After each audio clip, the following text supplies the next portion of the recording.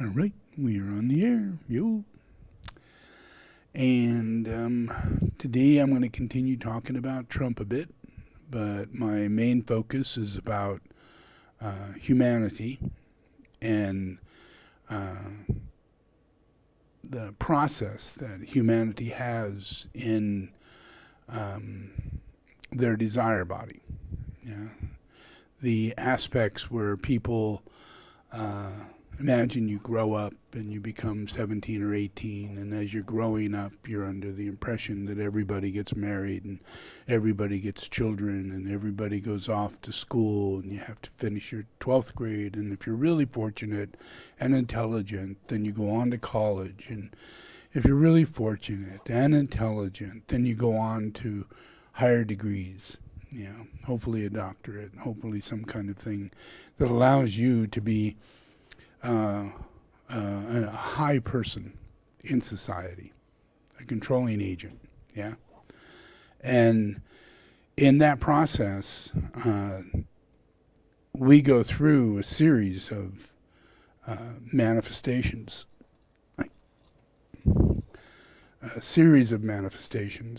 and they become the life that we live, yeah? And it manifests in an enormous amount of suffering, yeah, and an enormous amount of unnecessary processes that move through humanity through and because of their desire body. And in Buddhism, we call that the effect of Mara. Yeah. Mara creates a desire body, and it's based on fear. So it goes to you as an effect of unrequited love, or unrequited joy, or unrequited food when you needed food. Yeah. Shelter when you needed shelter. Yeah. Friendship when you needed friendship. Some form of right relationship. Yeah. Not something that you expect, but something that comes with the nature of life. Yeah. Do unto others as you have them do unto you. The difficulty is that in society, people think of it in terms of, I do something for you, you do something for me.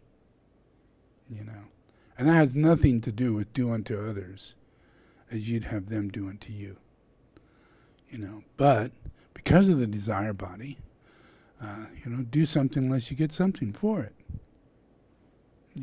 Because of the desire body. Yeah. So you're going to find out that that's not good. You're going to wake up to that. And after that happens, you're going to go through a lot. Yeah. And you're going to find yourself really lost. What do I do now? How do I not have expectations, based on my desires, based on my subconscious problems that I've lived out in this life alone, as a child, with parents and people that you have in school and bullies and, just the onslaught of scenarios.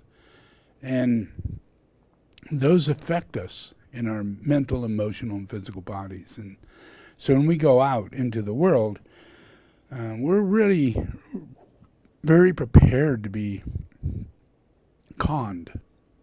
Yeah. And we have no idea that we have that weakness in us, that we can be conned. Because you go through school, you go through college, you go through all these things, you pass tests, you get an A or a B, even a C. And when you do that, they give you the impression that you're smart, that you know something, that you're not going to be conned. Yeah, it's the process of getting the right answer. In your desire body, you believe that by getting this right answer, I'm going to go through life and I'm going to get all right answers.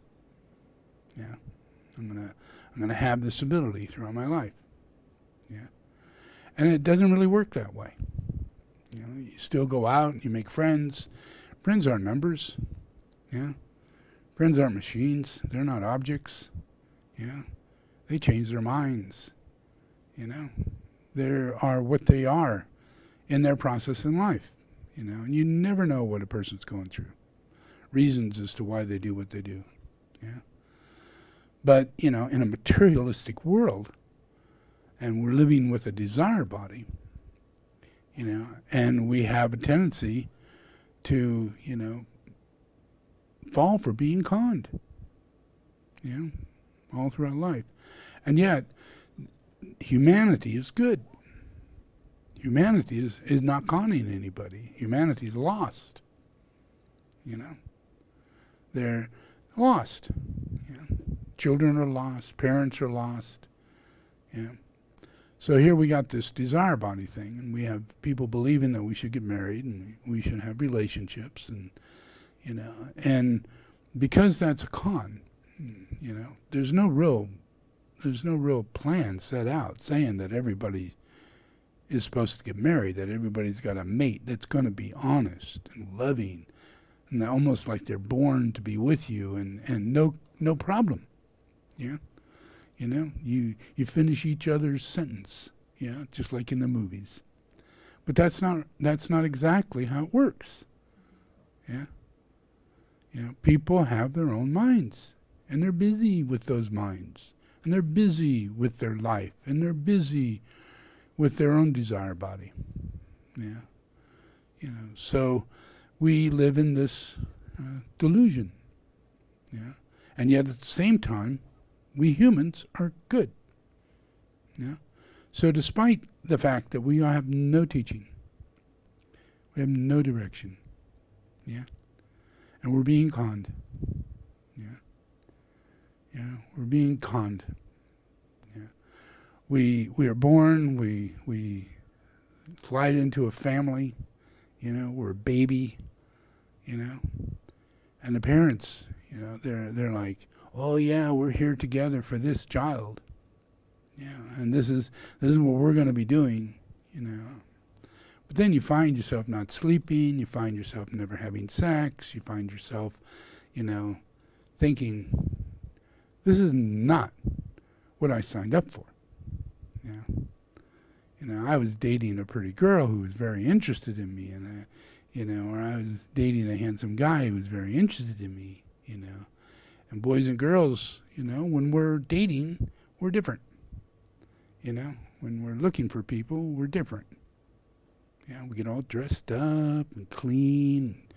You know, we get fancy. You know, we say better things than we normally say. You know, and you never know who you're getting. Yeah, because we put on our best clothes, and we put on our best mask, and we put on our best hairdo, and all these things, and yeah, and then we've got all this stuff going on inside that's unrequited love. You know, and you do not know what you should eat, so it's your unrequited food, nutrition. You know, you don't really know if you should get 8 hours of sleep or 7 hours of sleep or 3 hours of sleep. You know, you don't even know if you should live in a big house with lots of rooms, and because you can afford it.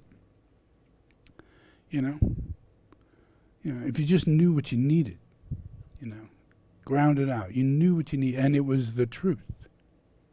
Yeah, that would settle your desire body, and out of that, your response toward what is, you know, would be very different. Yeah. But we don't have that going on. You know, we with our desire body, we go outside of our body and look at other people's scenario. And we have jealousy, and we have enviousness. Yeah. And then we deceive people to make them think that we're just as good. Yeah. That we're just as happy. Yeah. And then it after a while, that doesn't work, you know. Yeah. The anger and the hostility and the frustration comes up. Yeah. You know, so there's, in this process, you know, we all go, oh, Black Lives Matters. We go, oh, women's rights matters. And, pedophilia shouldn't happen, and, taking women and raping them or molesting them just simply because they want to get a job. Yeah, taking advantage. Yeah, using abilities that have to do with whether or not you have a job, whether or not you're going to become famous, yeah, whether or not you're pretty, yeah, or you're handsome, yeah. If they touch us in our desire body, we'll almost do anything. Yeah. So it is really difficult to teach humanity. It's a very difficult process. Yeah. Because of this desire body. Yeah.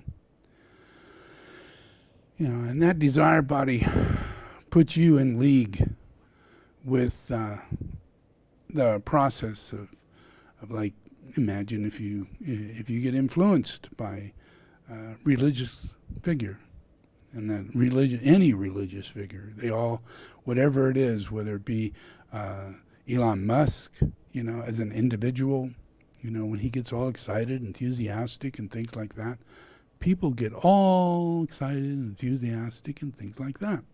Yeah, they build in to an expectation, a desire body. Yeah. And then they also build up, a delusion of grandeur, because the desire body is not being fulfilled. It's always in a state of expectation. So you're always looking for a savior, a hero, And you do that, whether it be, if you're a woman, you look at your movies, you listen to your music, you got these girls that they don't matter if they're good.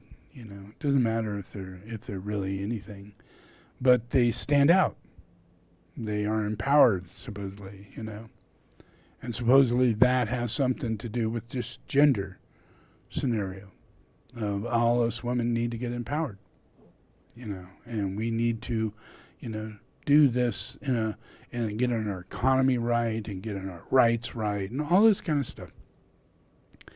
And it really is a projection, rather than a process of reality. And it comes from unrequited love. It comes from people who go through this process. You go through generations where a lot of our mothers and fathers, if you're old like me, if you're in your 60s and 70s, then a great deal of mothers and fathers at that time and earlier did not get divorced. They kind of pushed through it, and a lot of them, just abandoned. Mothers abandoned the family, fathers abandoned the family, and divorce was too hard. The court might say no. You may get stuck with alimony. All these things that are really a horrifying scenario, that it's almost like running from the law. And, how do you get out of this marriage? How does the wife tell her friends, that I didn't fall down and get this broken nose, when they lied and said I fell down and got my broken nose? No, my husband's never beat me, don't even mention it, Or no, my wife hasn't beaten me, scream at me, humiliate me in front of my friends. No, that doesn't happen. But these things happen. And it's because of this desire body that's inside of every living person.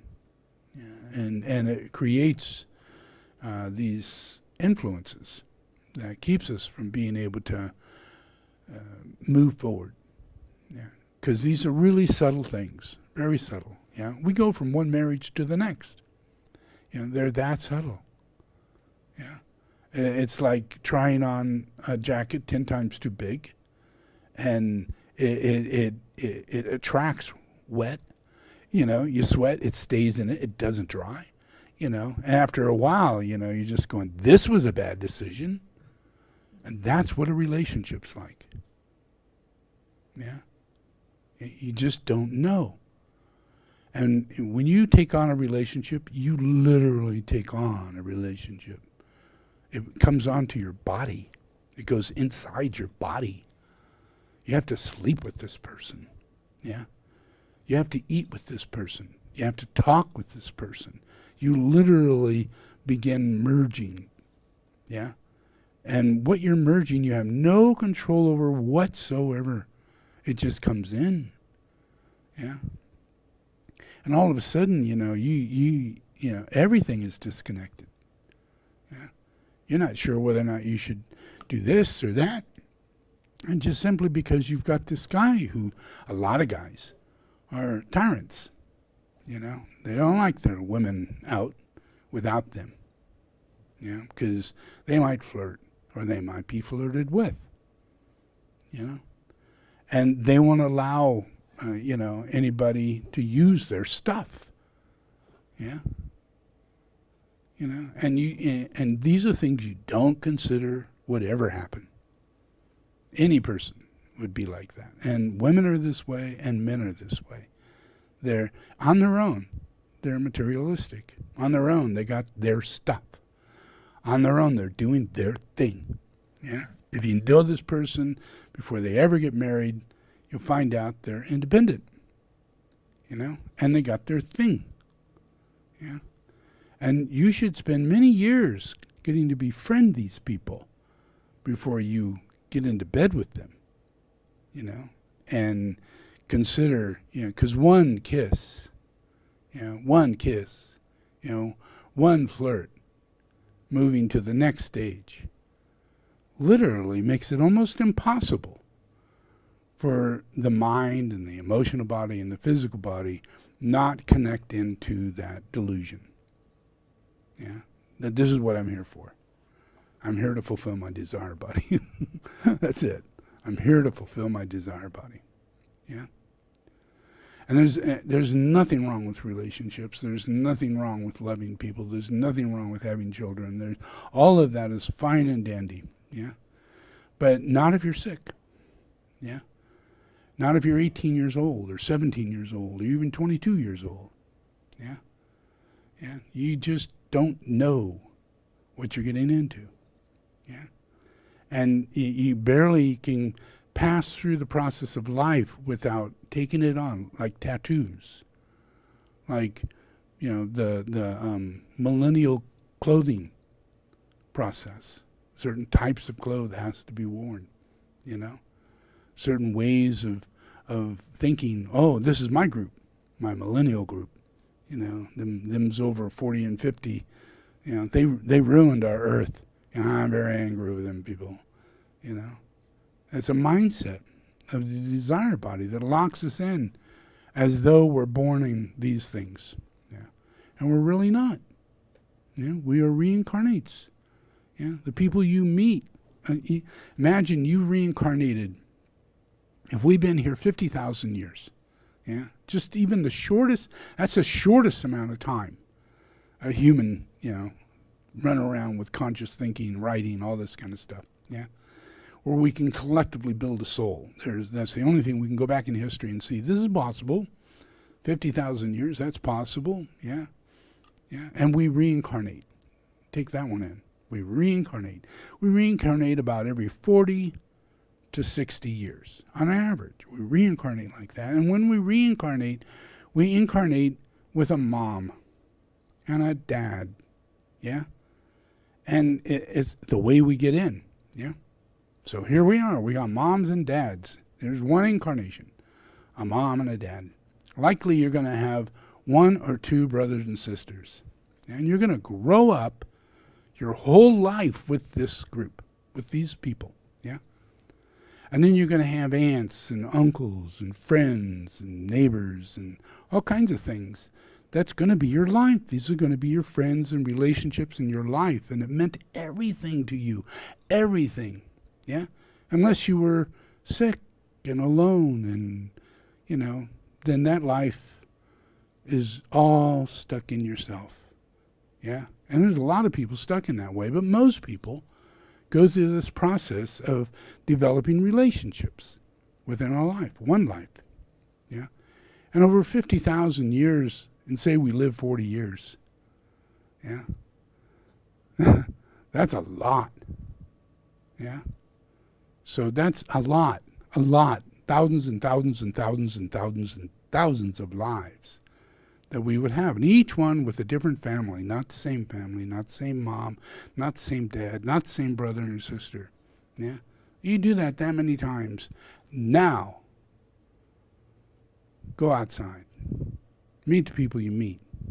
And you tell me that person isn't your brother or your mother or your sister or your cousin who you loved and cherished and took care of and everything. Yeah? For tens of thousands of lives, the masses of people. There's no such thing as we meet exactly the same people. Yeah? We're collectively being put through this process. Yeah? Massively. Yeah? So all of us have this relationship with people. It's not based on us actually getting married and finding the right person or things like that. But it's based on reincarnation. We reincarnate. So now if we get to really understand this, that we reincarnate, and that the people we come in contact with are not the people that are fulfilling our desire body. Yeah. And the things that are made in this world are not things necessarily there to fulfill our desire body. Yeah. They have other reasons, and they're not really fulfilling the reasons for the future. Let's say in the future, we have a minimal life. We've almost wiped out the ocean. We've almost wiped out humanity and their health and their relationships of pesticides and gases coming out of the ground and, all the different things that we as humanity have done that makes things weaker for everybody. Yeah. So all of that is a process that we have to clean up. Yeah. There's not one oil well that we can't go back to. We have to go back to. And we have to seal it, put a sealing around it, monitor the gas that's coming out it and around it, and the gas that's in the ground that's seeping out. We have to do that in every single oil well. Every single one. Yeah. But where are we in this? We are not. We are not doing that. We're just now, today, at this time, starting to become aware of the fact that most of the methane gas that comes out of the earth comes out of those oil wells in large amounts, pouring out. Yeah? Every single one of them. You just walk by it and you'll smell it really bad. And if you close it off and let it really build up and put a cap there and take that cap off, it comes out and goes 100 feet and an enormous pressure and an enormous amount of gas.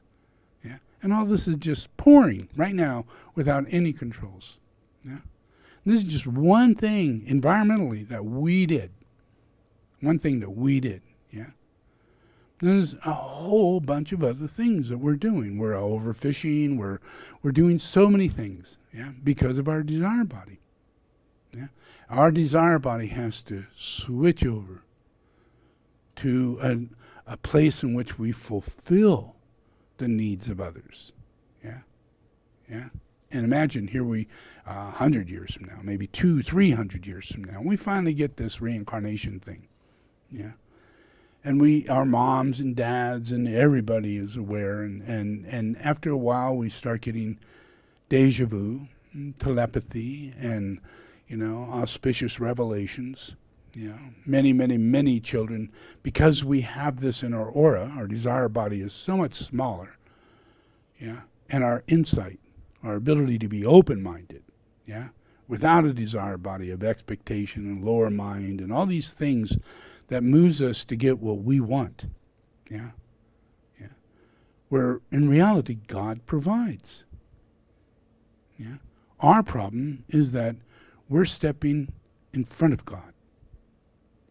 Yeah. And we're not taking any relationship to, how it is God might be providing this situation. Yeah. What would make it possible for us to do this healing? 300 years from now, maybe we'll get to a point to where we understand reincarnation enough, yeah, and we have released, dramatically, from process of having to be in relationships that are based on having children and are based on, sex, based on sexual attraction, and I'm not talking about a dead world where no one feels sexy and no one has sex, and that's not real. It's just that everything has its moment, everything has its time, everything has its purpose. We can't sit around and eat all day long just because we have a desire body. And we shouldn't be allowing pollutants to come out of the earth and destroy the earth, or humanity who lives anywhere in those locations, which are farmers.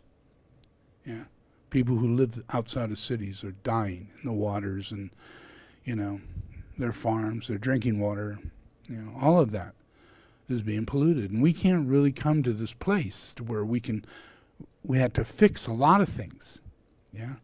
And as long as we're putting all of our energy into this desire body thing, we're going to have a constant process of separation between gender. Because we don't know that through love, and by being a loving person and developing self-love, self-realization, finding fault in yourself and all these different things, they kind of go away, and they heal because your desire body, relaxes, As this process kind of grows and people become more and more awake, then the desire body changes, from what's known as a desire body, which is the things that we need because we are having unrequited love and all these things that in many lives we didn't get. But all of every life, throughout it, God moved us. God put us.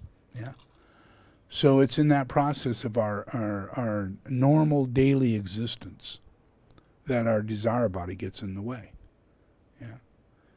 So imagine, here we have Trump, and I have to try and explain to you about Trump, and there's half of the people in the United States voted for this guy. And that's because their process is very much aligned to this desire body process, which means it's based on hate. The desire body is not based on love. It's based on unrequited. It's based on every action you've taken and every action that's taken against you at any given time is a scar on your soul. And the desire body is the expression of that. And it's like a baby, You just shake and you cry, and after a while it really affects you. And you cannot have a relationship with another person. There's so many things wrong. So the first thing it does, it causes you to be attracted to the wrong person. So a lot of girls are attracted to bad guys. Guys who want to put on tattoos. Guys who want to act more aggressive and stand out more and do stuff, that are dangerous. Not the brightest guy on the block. But the guy with the biggest car. The guy with the most money. The guy with the big ticket job. The guy with tattoos and all these things that fit that desire body of unrequited love when it comes down to the astral plane of a massive amount of people making wrong decisions.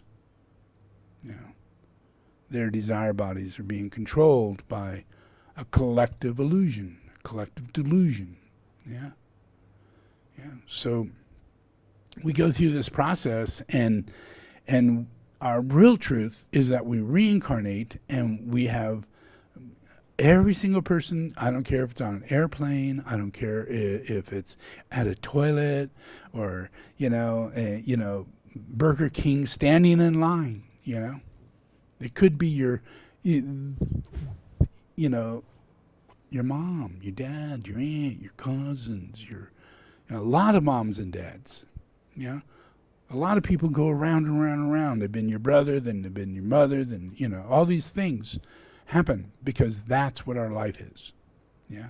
We have mothers, we have fathers, we have brothers, we have sisters. Yeah. So in reincarnation, that reality is fulfilling. Yeah. But we have to take on reincarnation. If we take on reincarnation and we understand what I just said, we cannot do harm to a living soul. Yeah. Yeah.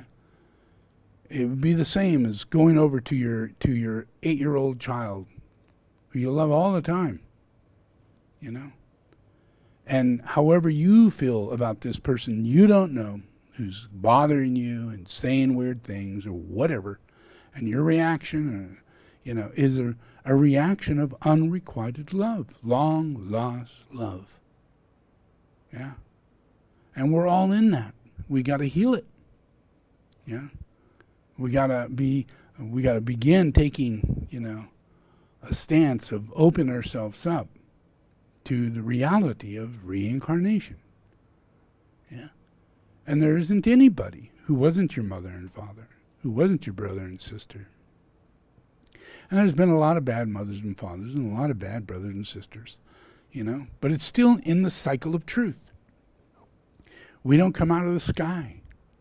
We come through family. Yeah. Families is everything. Yeah. Especially in reincarnation. If we can understand that all of life is a family. Yeah. And I don't care what country you're from, whether you're black or you're Asian or Filipino or whatever, we still come around in the family. Yeah. So there's no separation whatsoever. It's not about a gender thing. It's about reincarnation. Why we have delusion around gender, and why we have all these things that are trying to make up as to the reasons why we're unsatisfied. Why a boy thinks he's got to be a girl. Reincarnation. It's been suppressed for so long. Yeah? And what if we do reincarnate from boy to girl? What if that happens? Yeah? You find that in reincarnation, there isn't the biggest stratosphere of difference in genders. Yeah? You're not losing out because you're a girl. Yeah? You're not on top of the game because you're a guy. Yeah? If we follow reincarnation. Yeah? Because then we start having unconditional love. Only if we can apply understanding, really, daily, of how we deal with people. You don't try and figure out why they do what they do, where they're at, what they're doing what they're doing, whatever. Don't try and do that. Yeah? Because that means that you have disregarded reincarnation dramatically. And now it's just all about, people, places, things, stuff like that. Small connections as to how the world's going about and stuff like that. Yeah. But if you think of reincarnation, you give people freedom. Yeah. To do the life they need to live. Whatever it is. You don't know what it is. Yeah. But if you can believe in reincarnation, you have to believe that these people are inwardly very wise and very capable. Yeah. But if you don't believe in reincarnation, then you honestly believe they need you. They're going to lose out on not being directed by your greatness, yeah, of some special scenario, and it's not. Everybody reincarnates. Everybody has enormous facets of their own thing that's going on because of their many, many, many, many, many reincarnations. Yeah? There's no way we can try and figure out what's going on with a person. It just take 50,000 years, and how many tens of hundreds, thousands of lives are going on this ride, of reincarnation. Every single life is dominant, yeah? But when you gain your enlightenment, when you gain more and more, and you wake up to reincarnation, you become more and more aware that people have been free from you for hundreds of thousands of lives. Yeah? And they've come in and out of life with you or without you, and they're here today, just like you are. Yeah? So there's something else pulling this thread off of relationships and where people are at when you can't see them, when you don't know what they're doing or why they're doing what they're doing. Yeah? It has to do with their reincarnation. It doesn't have to do with whether or not you can figure out anything. Yeah? Because if we have this unconditional love, which doesn't, the other side goes, well, then that means you don't care. You just, because then you find out something, then you don't want to, all this kind of stuff that comes with, so many different things. Yeah, but it's in the process of reincarnation that we're able to bring up, some soulful qualities, and those soulful qualities keeps us from being attracted to the wrong people, the wrong place, going off and doing something at the wrong time, and being led into an astral illusion of relationships that are not based on reincarnation, yeah, but they're based on the process of control, manipulation, gender understanding. Because if you don't understand reincarnation, then you can't understand incarnation. You can't understand why you incarnated as a boy rather than a girl. And in your mind, you're going, well, where did I lose control? I must have chosen to be. And whatever I feel in my mind is my will. And it's got to be my soul thinking this. And that's not true. Yeah? And it's just that process of not being connected to reincarnation. Because if you get connected to reincarnation, you begin to settle in to what you've been given. Yeah? And you make better what you've been given. Yeah? You appreciate what you've been given. Yeah? If you're only 4'2", do the best with 4'2". Yeah? If you're 6'9", do the best with 6'9". Not a lot of people are 6'9". Could be a hazard. Yeah?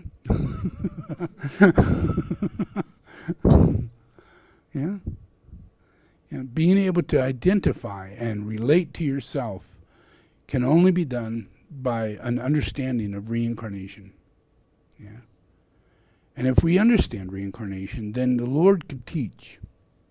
Because you want to know, you want to go on high. Everybody wants to jump in to be on the side of God, right next to God, know all the things God knows.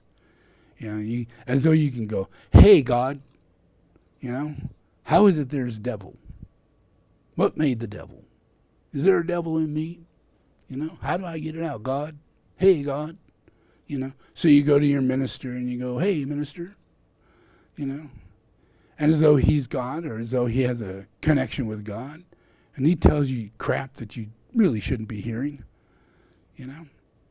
And whether or not you're going one direction, whether it be the church or you're going another direction, whether you be a person who just believes in intellectualizing, reasoning, whether it be psychology or anthropology or some kind of thing that makes people believe that God's in the machine. And because God's in a machine, and there is no God, as long as if we put everything in mechanical reality, as though we could figure it out, yeah, you can skip God, because that's God in the machine. It's you living life as though God is a machine, and just skip God. Leave the God in the machine out part. God in the machine. According to everything, it's all a machine. So then you go on to these really intelligent people, and they go, oh, we're all in AI, you know. This is all a digital, software game. This isn't real, We're in a matrix. There's a glitch every once in a while. You can catch it. Yeah. That's God in the machine again. Yeah. And you just, you're trying to make sense of something that is so far beyond you. Trying to literally figure out God. Yeah. But the teaching, in order to figure out God, is reincarnation. That's the only teaching that'll help you figure out God. Because that way you can not relate to people in the way that you did. And that allows God to possibly take a physical incarnation. Yeah. Because inside of reality of humanity, when we wake up, our desire body turns to soul.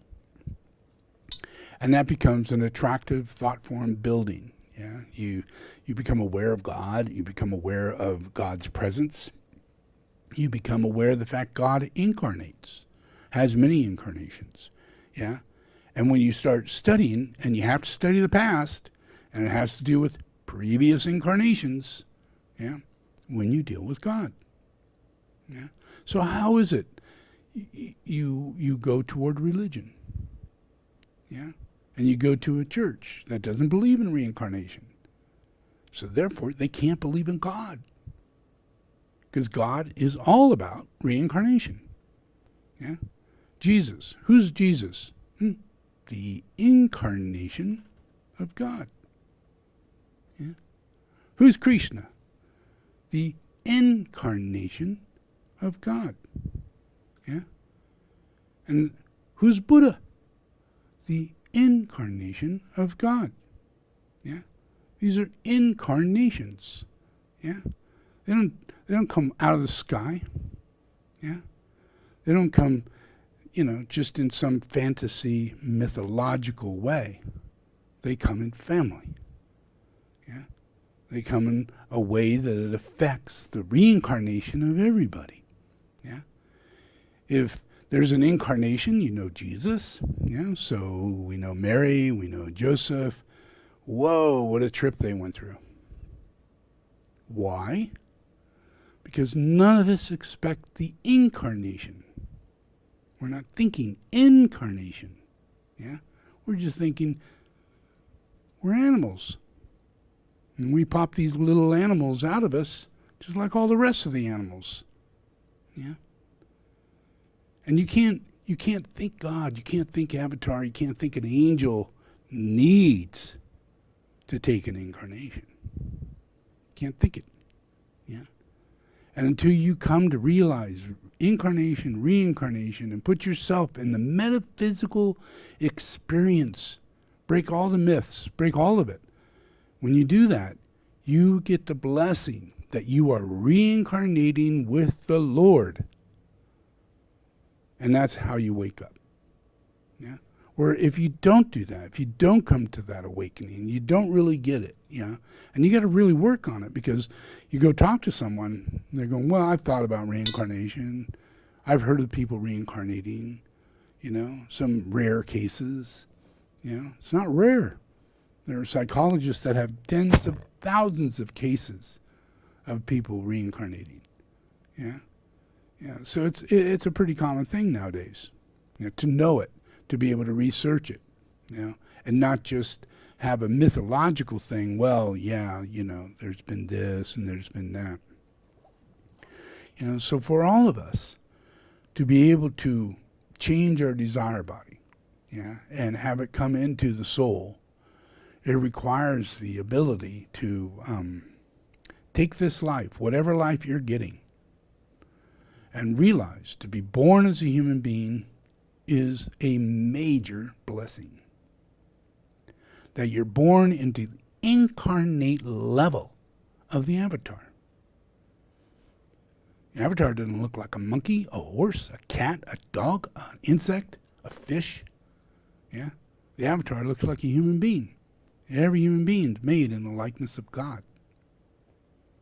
Yeah. And how are we ever going to be able to deal with life if we don't come to grips with reincarnation, and that we die and then we reincarnate? Yeah. You know, so right now, every human being is closing the door. While they're alive, they're closing the door to reincarnation because they believe when they die, they die. Maybe I might reincarnate, maybe, you know. But the chances are I die. Yeah. And I can't control where I go or how I'm going to go. That leaves you in an extremely confused scenario. And then you have society that goes, well, you know, women don't have the right to vote. Black people are having an injustice going on in their life. I certainly don't want to incarnate as a black person. I certainly don't want to incarnate as a woman. Yeah. But you have no control over this. Yeah. The blessing is the reincarnation. Yeah. Yeah. I mean, it could have been a true blessing for Hitler in his reincarnation. A man who hated black people so much. Hated them. If they lived in his country, they would have been in Auschwitz. Yeah. But instead he just got the Jews and the homosexuals. Yeah.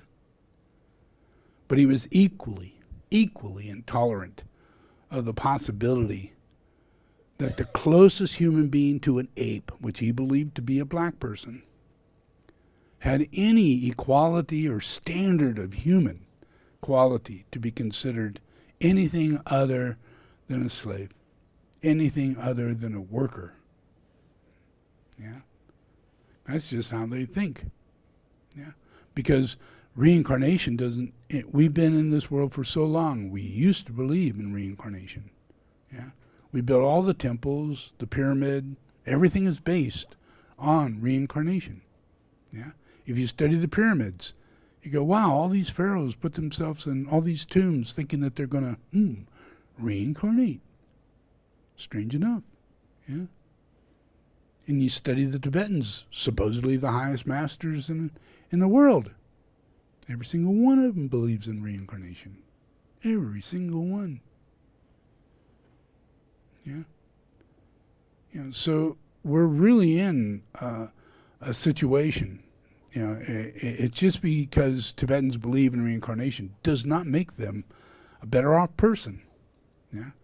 Because we reincarnate all around the world. And even though Tibetans reincarnate, you know, they still have an enormous bias against other people. Chinese people, American people.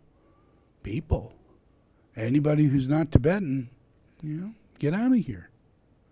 If you're going to reincarnate, and you've been Tibetan, and you're going to reincarnate, you better reincarnate in a Tibetan body, or you won't be recognized. Yeah, and that's come up many a times in Tibetan Buddhism, and this is a place where people actually try and believe in reincarnation, and it's necessary to believe in reincarnation, not as a just an obligation, or something. It's because it's true. Yeah, we do reincarnate, but not in the way we reincarnate.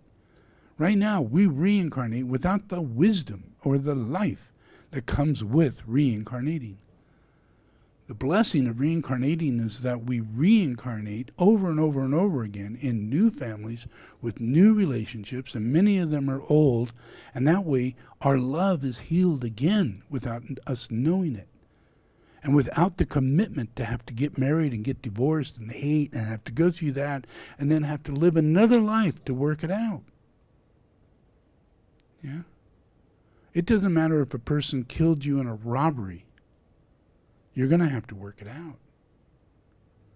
And there was shit that went down in previous lives that brought that robbery into effect. That's life. That's truth. Yeah? We are not on a blind tunnel of illusion to where nothing in this world is a part of God. You know, everything in this world is a part of God. The good, the bad, and the ugly. Yeah. It's called the good, the true, and the beautiful. Yeah. It's just a matter of, do you believe in reincarnation? Because if you don't, yeah, it's ugly. And it's bad. Yeah. And you make it out to be good. You think it's good. Yeah. You want it to be good. Yeah. Oh, he's going to be a better guy than the last one. Yeah. She's going to be a real wonderful woman. Yeah. Oh. Oops. Well, I'll help her become a wonderful woman. Help him become a better man. Yeah. Because we don't have this ability for us of a right relationship through the soul. If we can get through this many lives in process, learning about reincarnation and learning about letting go and not falling in to the desire body, but let go. And if it's meant to go on, it's meant to continue, then it will continue coming back around.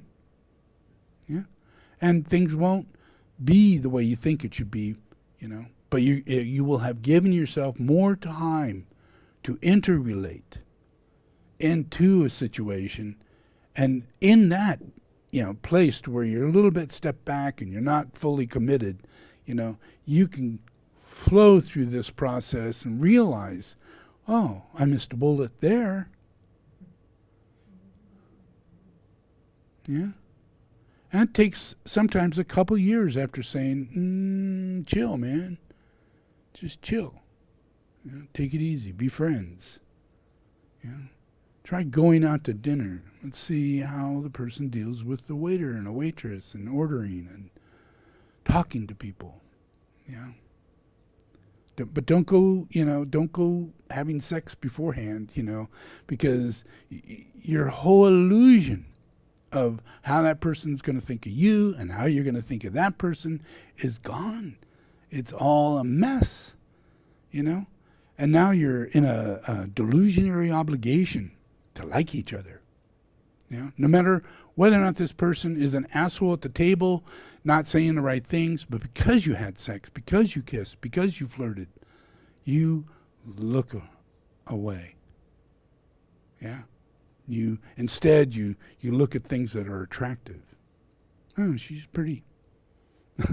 Despite she's a bitch, but she's a pretty bitch. Yeah. You know? And a lot of people, you know, just go, well, you know, I'm tough.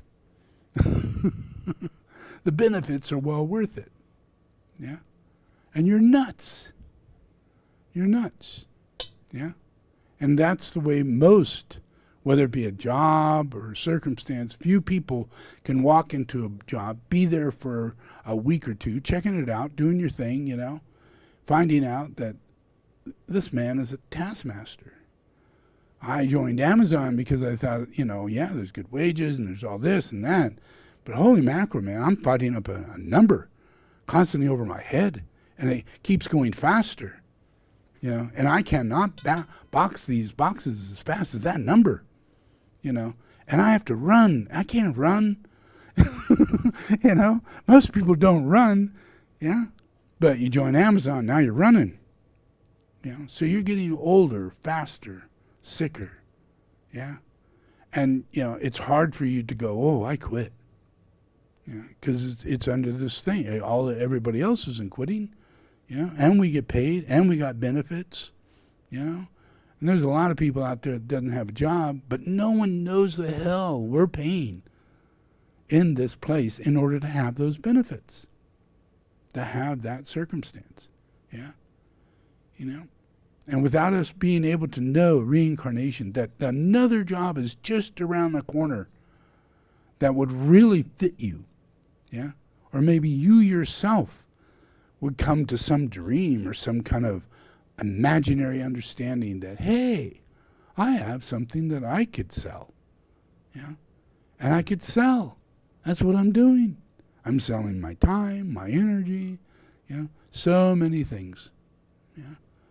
But our process is that we get caught in this situation inside of the world. And our desire body moves us. And our friends move us. Our moms move us. When you getting married? When you going to have children? I got to be a grandmother before I'm 100. This whole process of pressure. Women, they're 35. The clock is ticking. Click, click, click, click. I got to get married. I got to have my children. I got to... No. Wait a minute. I got a career ahead of me. I got to do my career. And how am I going to do that and this and that? Yeah. So that desire body, that influence is all about not reincarnating. It's about getting what you can get out of this life. Party it up. Take advantage of this life. Just accept who likes you. Oh, marry that person. They like you. They don't think you're the creep of the world. You're the one who thinks you're the creep of the world. The truth is that you're not. And you deserve a loving person. You deserve it. You should not have to go through the process of unloving to get to loving. That's what marriage says. It says, marriage is really hard. Once you get married, it's really hard because it's a struggle. All these things come up and, you got to, go back and forth and, all this stuff. And it's not in any way, shape, or form that way. If people are in the right relationship. If people are able to hold a right relationship. But letting go is one of the main things of being able to hold a right relationship. Not getting into it in the first place. Letting go of it quickly. Realizing, no. I have a tendency to do shit like this. I have a tendency to be attracted. You got to get rid of that. Have a tendency to feel insecure, therefore I need somebody to be in my life, no matter who it is. You got to get rid of that. Because it'll weigh on you. You're going to look back at your life and go, how could I have done that?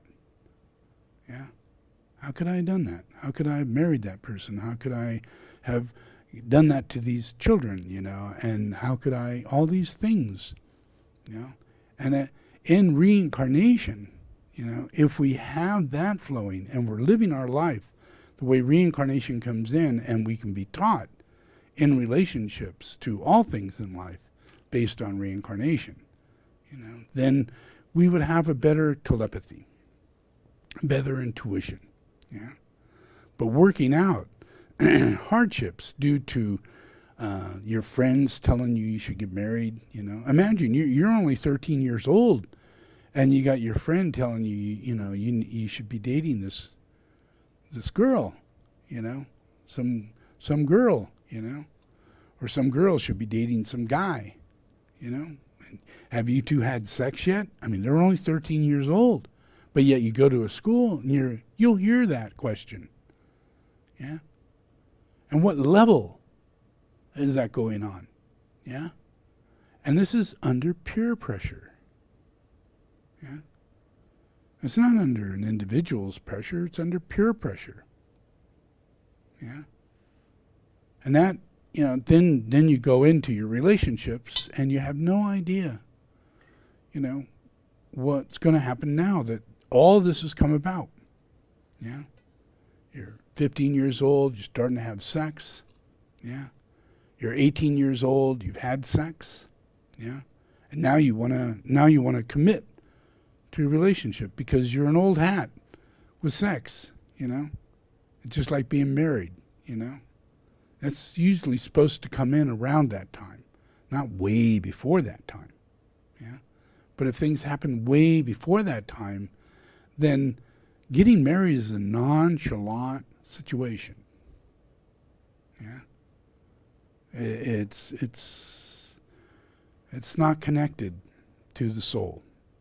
Yeah, where intuition comes in, and discernment, and feeling, no, I'm better off not doing that. I'm going to commit to another year of college, or commit to a little bit more of getting myself together, change a few views that I've got that are really screwing me up.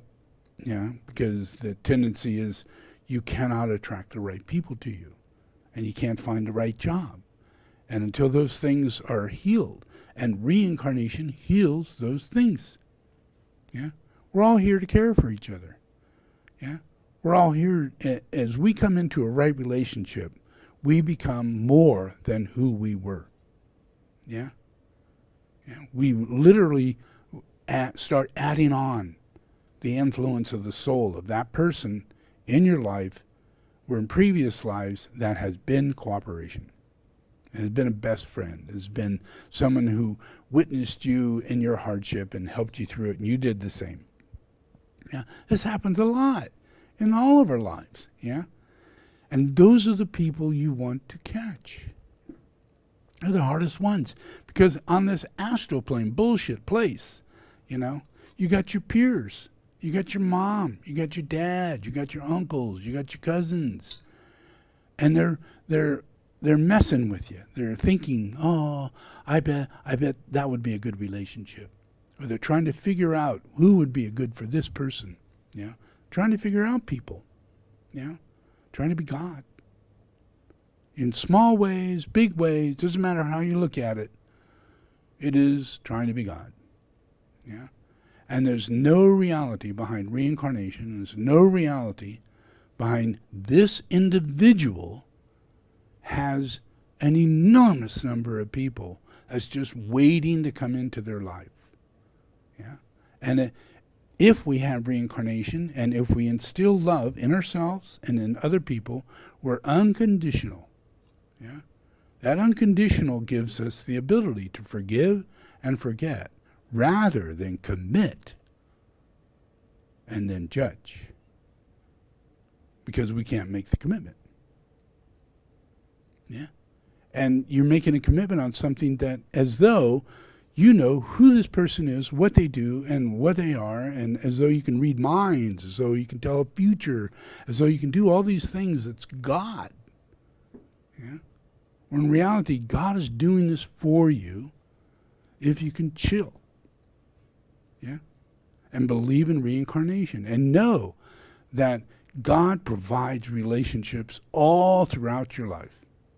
Yeah, and they get only better as long as you discern and discriminate, and don't make commitments on the lower level of the desire body, because people will push you into it due to fear or a lack of unrequited love from mom or dad or cousins or aunts or anybody. You have no idea all the things that are in your life that's being hidden from you, that's causing you harm. Yeah? You have no idea you've had a brother or a sister you never heard about. You have no idea all these things, that are in people's lives. But people don't talk about them. People don't share them. They just, go, well, it'd be better off if they didn't know. Yeah. And it's not true.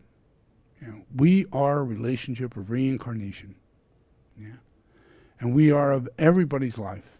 Yeah. So let's imagine the reincarnation of Jesus. Yeah. And we have this December 25th, which is today. Yeah. And every day, if we really study, we'll, instead of focusing on religion and all these things, you will be led to geomancy. Yeah.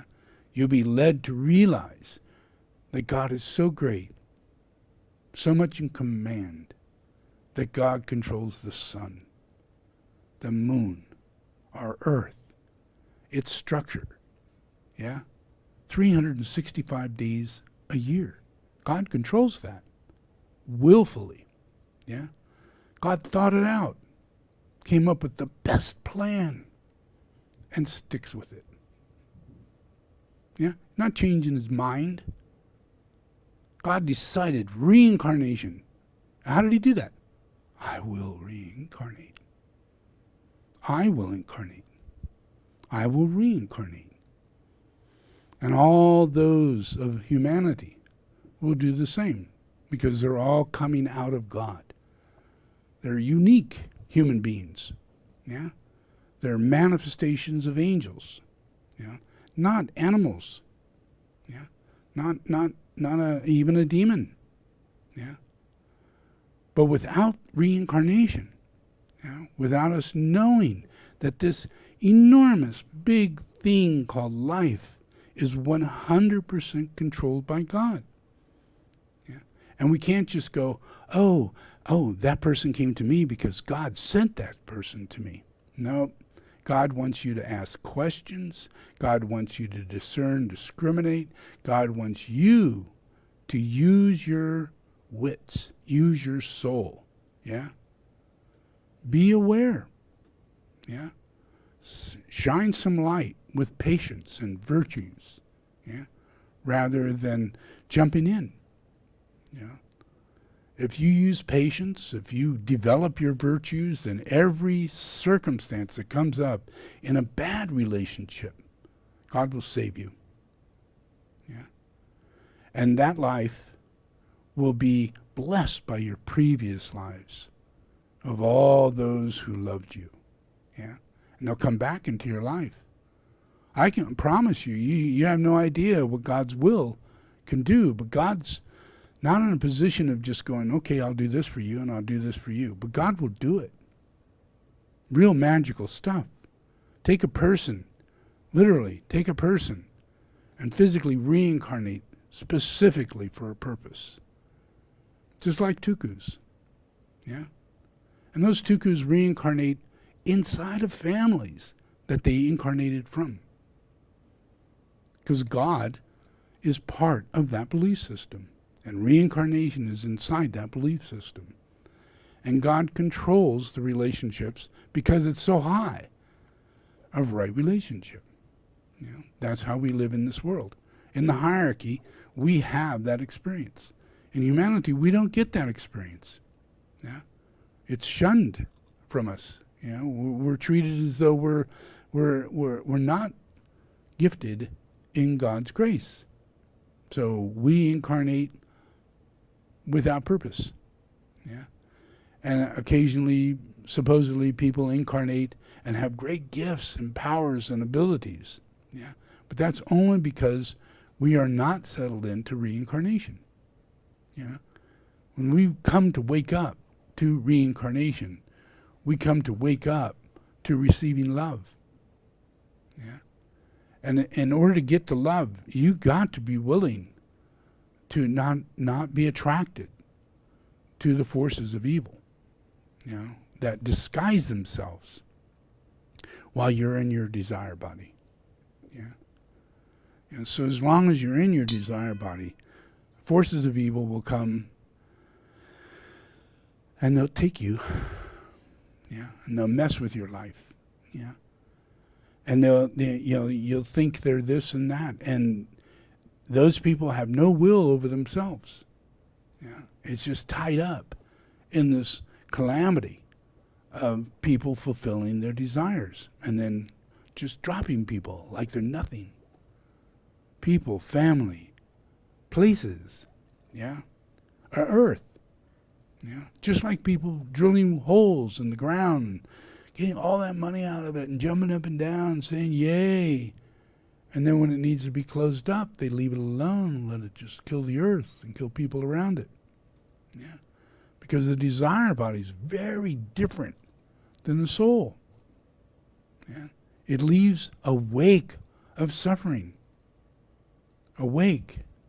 Yeah. From war to injustice to rape and, everything.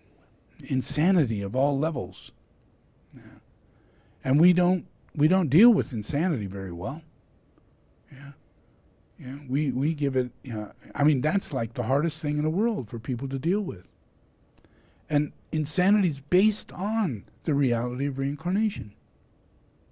We're in a phenomenal world where we have situations and circumstances that constantly are at an edge of us getting a soul. Yeah. And there's so much in the suffering of every gland and every organ and every chakra, all the things that we have when we have a soul. And when we're not in that place, the suffering is beyond your wildest imagination. Glands create insanity. A lack of hormones distributed in the wrong direction creates insanity. Yeah? It wears the brain out, doesn't allow the brain to function in certain ways. It makes us aggressive. Yeah? It makes us manipulate and harm other people. Yeah? It makes us just totally not the person we are. And that's just glands. That's just hormones. Yeah?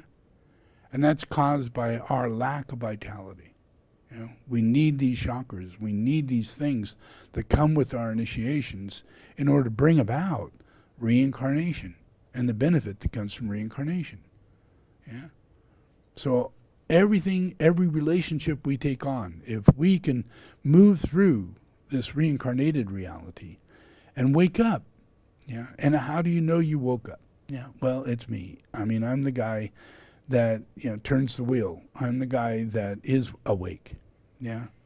And so I deal with the process of the fact that there is this dark lodge. Yeah. And you have a guy named Trump. Yeah. And he is more evil than you can imagine. And yet the body that doesn't live in many lives of reincarnation doesn't realize this, that this person is back, and these evil things are coming, And as we get closer and closer to that, we discern much quicker, way before any of this ever happens, while we're reincarnated. Yeah. That's what I'm doing. Yeah. So I'm seeing Michael Jackson, I see, all these different people who's had previous incarnations, and everybody, every single person does not see these people. They don't see them, even though they are who they are. And they're from previous incarnations that have harmed millions of people. And if you look at their previous lives before that, same thing. Yeah. So there's not a lot, that's different in these people when they reincarnate, but it's inside them. Yeah. But if you're messed up in a desire body, then Trump can come along and he can go, hey, look at me, I'm a playboy. Hey, look at me, I'm a rich millionaire. I'm born in fame and glory and playboy. And in those days we had Penthouse, we had Playboy, we had all these different people, from movie stars and everybody. Everybody in their desire body desired those people to live that life. Yeah? To have all these different mansions and have all these different people. And just, they marry one, every actor, you'd watch it, they get married. Well, it only lasts 3 years. Why? Because they're inside the desire body. Yeah? And everybody's pushing their desires at them because they're fans, they're fanatic, they're living out their desire body through these people living out their desire body, and everybody loses. Yeah? All these people go in and out of relationships. And if you study their history, their heart was broken so many times, and they almost committed suicide. And, all the fans are going, oh, they're so wonderful, their life is so great. But the truth is, once they've died, and you look at it, and you read, and you understand, and you talk to their friends, and their ex-husbands, and their people who are their friends, and you kind of find out, holy mackerel, those events ripped them apart. Yeah, just like everybody thinks, well, the Beatles, What happened to the Beatles? These people were amazing. Yeah, reincarnation. During a time of a large mass of people believing in reincarnation brought together a collective body of people and a larger numbers of people that reincarnated who then also believed in reincarnation. Yeah, the Beatles were a part of that. George Harrison, their hippie thought form, and all the peoples in the hippies were all thinking reincarnation. So it really opened the door more to lovers from reincarnation, people who loved each other. Yeah, when John and Paul found each other, they were the best of friends, and they could do things, play music, just the way each one wanted to do. And they had no problem doing it, yeah, because they bounced off of each other and they become something more, being together, not less, but more, yeah. So that made them want to be together, yeah. And then they get one more guy, yeah, George, yeah, and he's the same way. And all of a sudden, he could do what they can't do. And by him being a part of the group, all of a sudden, they can do more, yeah. This is because 3 people are reincarnated who love each other. And because of the love, it's not the kind of love you have if you're gay or if you're a normal person. It's the kind of love you have that's creative, active intelligence. Yeah? Love that you see problems with other people and you want to talk about it. Yeah? You want to change it. Yeah? So you write these songs and you say love and you, oh yeah, yeah, yeah, all these kind of things. Yeah? So then they want to build a band, right? Yeah. But the problem is that their drummer is under delusions of grandeur. He thinks he's like a rock and roll king. Yeah. And because he has that aura, then everybody loves him and not the Beatles. Right? You don't know this, because you weren't there at that time. I was. Yeah. So this process goes on and they're like, holy mackerel. What are we going to do with this guy? We're going to have to let him go. And then they find Ringo, and they ask Ringo to come over and, can you play for us? And they knew he was going to be great, and they loved each other so much, that they just sent their manager over and told the guy, you're no longer done, But love can do that for you.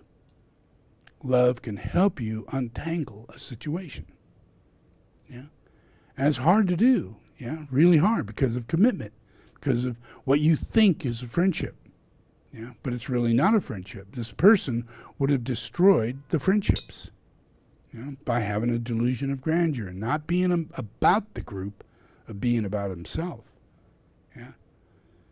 So we then got to experience the Beatles. So what happens? The Beatles goes on and on and on, but what happens? In comes this lady, Yoko Ono. And she's a singer and a producer, And she wants to scream. That's what she wants to do. She wants to scream. That's her way of making music, is screaming loud, While you're playing your drums and you're doing your guitar and you're trying to make some music between people, this lady's over here,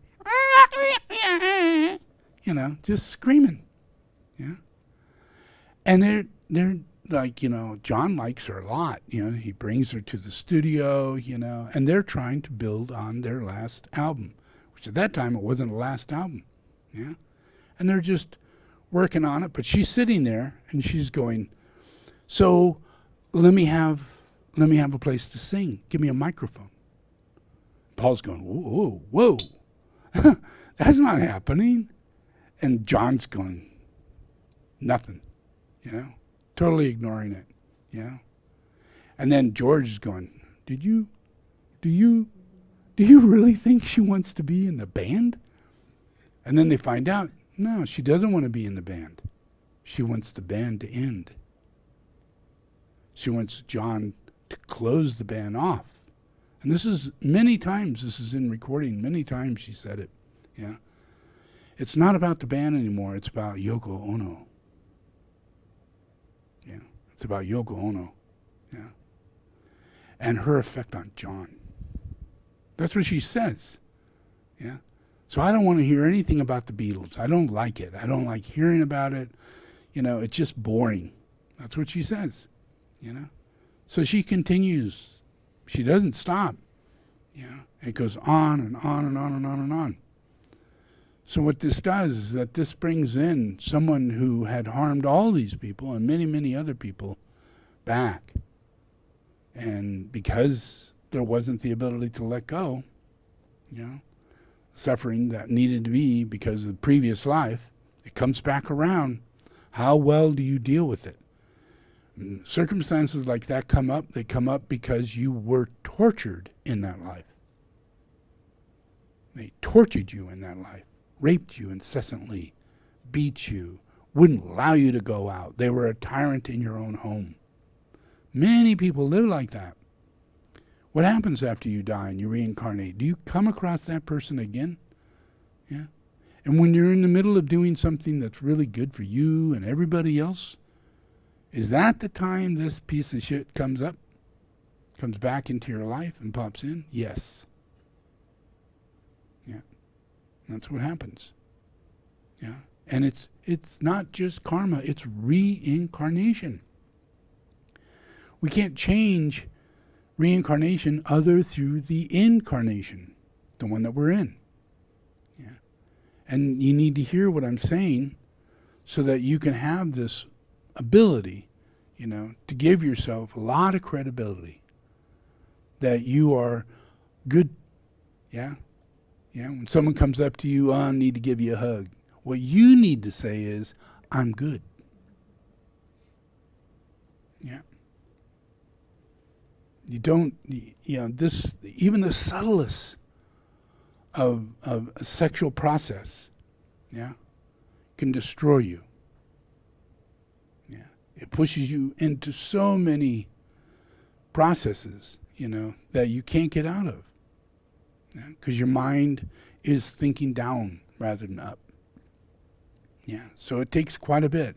And that's in a person. If they don't think they're healthy, beautiful, an attractive person to themselves, to whatever degree that you can be attractive, work on it and make yourself attractive to yourself. Not for other people, but for yourself. Yeah? And if you do that, you're actually breaking the bad relationship you've had with yourself. It's reincarnation. Yeah? And you just look around you at all the people who are causing themselves to look bad. Yeah? Get old fast. Waste their life. Waste their glands. Waste everything. And all that comes back in the next life if we do not take care of it. And we have you have everything you need to fix your situation. It's all out there. Yeah, I provided so many answers and so much teaching and so many people waking up, sharing how they woke up, and how this is not the way you think it is. Yeah, that influence is where all of us need to move to, and getting through this process that no one's really aware of, this reincarnation reality. You're not aware of who this Dalai Lama is. Yeah, you're not aware of who Michael Jackson was. I mean, how many times would you be clapping and thinking wonderful things if he reincarnated as his last life? Yeah, I mean, here he is, little baby Hitler. Yeah, and he's 22 years old and he gets a little mustache. And he starts putting his uniform on and he starts doing his thing. And he's 33 years old and he's a pervert just like he was when he was Hitler, and now he's a pervert and, he's doing all these things just as he did, but he looks like Hitler and he acts like Hitler, and he's a Nazi and he wants to do this more, and all these things keep coming up, these processes that you have no idea. Well, what if he incarnates as a black person? Yeah. And that process cannot be externalized and it has to be hidden. Yeah. Just like gay people are behind, they don't come out in the open the way it used to be. Yeah. Where in this case, here you have people that cannot discern the reality of reincarnation because we've done that for so long. When they come back, it's just like in the Bible, folks. They will come back dressed and looking in a way that you will be attracted to them. You will accept them. Yeah? And Michael Jackson, here he was, Hitler, killing people, total asshole, everything you can possibly imagine. He reincarnates and he makes himself out to be the Archangel Michael. Giving people this impression that that's who he is. Got paintings all over his house, with that. Then he tells the little kids, well, I'm just a fairy, I'm just, welfare, he's a gay, but nevertheless, he's Peter Pan, and he's unrequited. That's what he keeps saying. I'm unrequited love. I did not have a childhood.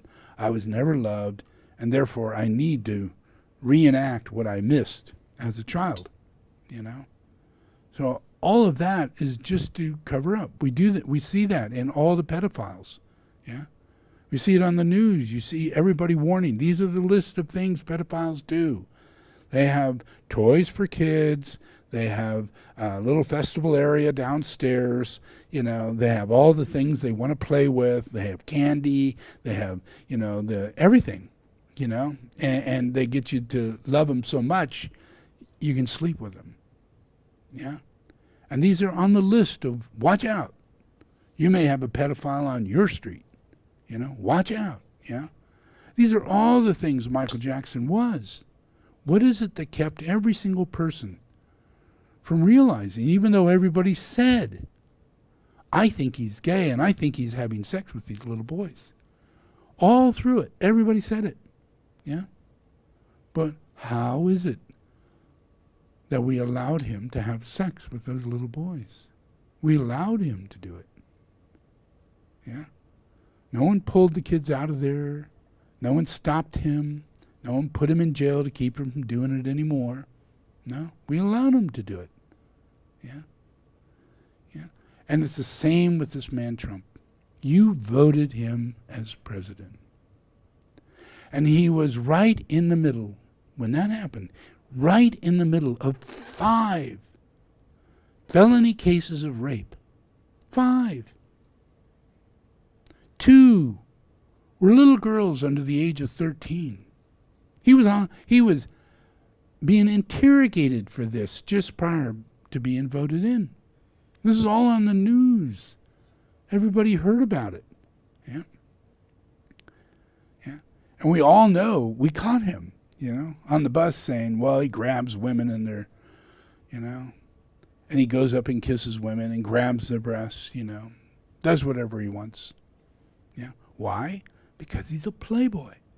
And then when his wife is told this, after he's had sex with a porn star and many other people, and she goes, oh my God, on the day that he's voted in for president, all this is found for sure. And she's like, what the hell? Yeah. These, doesn't matter who it is. This is bad. This is bad. Yeah. And we just watched it happen, wheeled it in, as though this is good. This is what we want as a playboy, what we want as a pervert. Yeah. What we want. Yeah. Because if you go back, if the guy from Playboy was to go into the Senate and want to become president, you would have voted him in. Yeah. Because it's about fans and religious dogma and people believing that, like in Trump's case, they literally had to throw God in there and say he was the anointed one, and that even though he's evil and acts evil, God chooses him to use him, even though he does all these things. And then they go, well, that happened before. In the Bible, God uses evil people. Wow, not really. God's never used an evil person, ever. Yeah. But that's the play. That's how it's played out. Yeah. And everybody is okay with things like that because we have a day-to-day reality with our own desire body that we're not dealing with reincarnation. We're going to churches on Sunday and believing in Jesus the Christ who incarnated, but according to that church, he is not going to reincarnate. He incarnated, and he's not going to reincarnate. Yeah. And none of us reincarnate. So much lies. Yeah. And that's the church. That's the church. Yeah. And it doesn't matter what church you go into. Yeah. You get all this stuff from people who are explaining something to you they do not know what they're talking about. And they're in a state of dogma. Yeah. And they're set up in ways from previous incarnations of talking and doing things that they don't know what they're talking about. But they would create social systems or communisms or all kinds of isms to get people to fall into because they're false prophets. Yeah? Doesn't matter if they're a politician or a religious leader or an economist who's very rich and running a company. They're false prophets. Yeah? And the way in which things are going is from previous life false prophets. And we, in our reincarnated state of consciousness, we have to be at a place to where we come to realize this. Yeah? And it's only at that time when I give teachings like this, it starts to hit. Yeah? Because we have previous lives. Yeah? These teachings are part of previous lives. They're the only teachings you ever hear. Whoop, I'm back. You die, you come right back. That's a teaching, folks. Yeah? That's a teaching. Yeah? But what if you subconsciously are devoid of that after your 5th or 6th birthday? And you have no inkling of it. It's been wiped out of you because everybody talks about this religion or everybody talks about this and that, and then we all have Christmas, and then we have Easter and our little bunny, and we've got our Santa Claus, and, you know, pretty confusing. Yeah, pretty darn confusing. Nothing's actually connecting together the reality that we reincarnate, and this is a metaphysical, mystical miracle. The whole thing. Yeah. And we are losing it. We are not experiencing the mystery behind the miracle. Yeah? We're stepping in front of God. We're not letting go, let God. Yeah? That's a good one. Yeah? Yeah? But what is it you're going to let go of? Not your desire body. Yeah? Because you just go, well, God wants me to do this. Yeah? God wants me to do heroin. Yeah. God needs me to drink. Yeah. I've seen a lot of people on TV who live a long time after drinking, so God must be involved with drinking. People have a very interesting mind. Yeah. Rationalizing as much as we can because we don't have the value of reincarnation, previous lives, the wisdom that comes from the past or previous lives. You can't imagine when we wake up, we're flooded with our previous life wisdom. You have a lot of wisdom, and your only teacher has only been one avatar. So that takes you away from all the false prophets and it allows you to receive the radiation transmission of the plan. Yeah.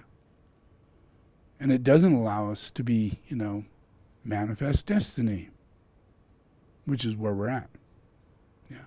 In manifest destiny, there is a cloud, a veil, that is manifested in order to create manifest destiny.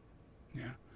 Incarnation of Oprah Winfrey, people like that, are lunar lords that help everybody believe in manifest destiny, that you are the God in control of the universe.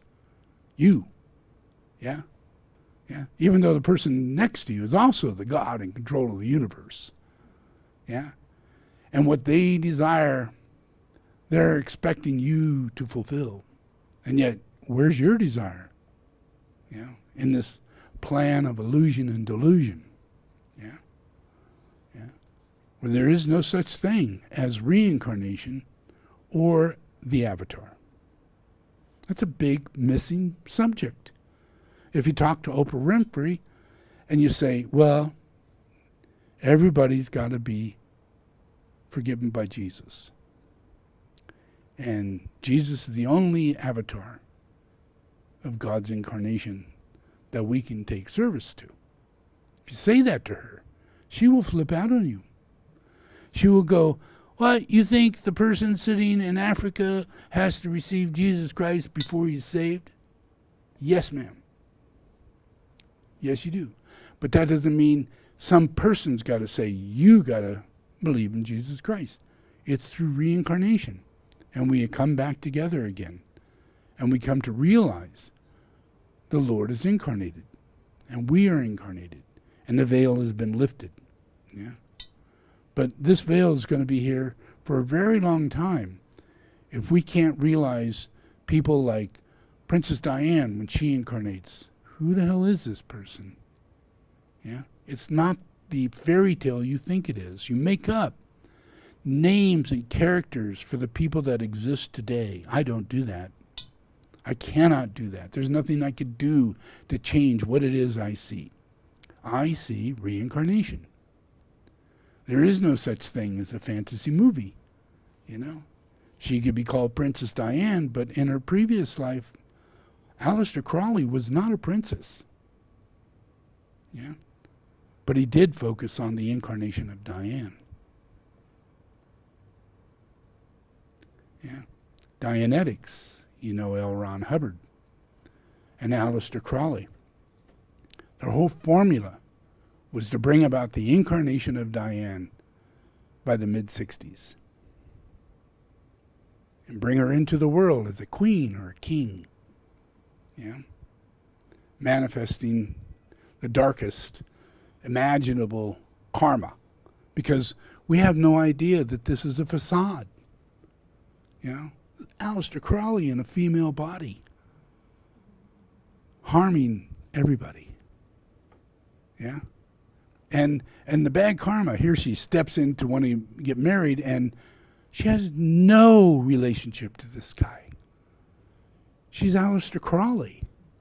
What relationship would she have with the queen or the king? Quite the opposite. Because he's 666. He's known for being 666, the incarnation of Satan. Yeah? Lived his entire life that way. Yeah? He lived in London, of course. Yeah? And he had a big red door. All of London, there was only one red door, and that was Aleister Crowley's house. Yeah? And it was the evilest place. No one could live there. Yeah? It's so demonically possessed. Yeah? But London is his focus. London was his way. The ruling class of the kingdom of this small little island, you know, like the mouse that roared, yeah, and do hideous things on planet Earth, and yet you're just this little bitty island with an enormous delusion of grandeur. Perfect place for the manifestation of Diane. Yeah, could be one of the last queens on Earth who are in higher levels of consciousness and in a democratic potential reality of the world. And they're still holding on to being king and queen, ruling money and ruling land and ruling nations. Yeah. So it's a perfect place for that incarnation. Not that she had a relationship with the king or the queen or the prince, but she had a relationship with Satan. And the throne seat of the queen is Satan's throne seat. So the focus was for her to become queen and take that seat. Yeah?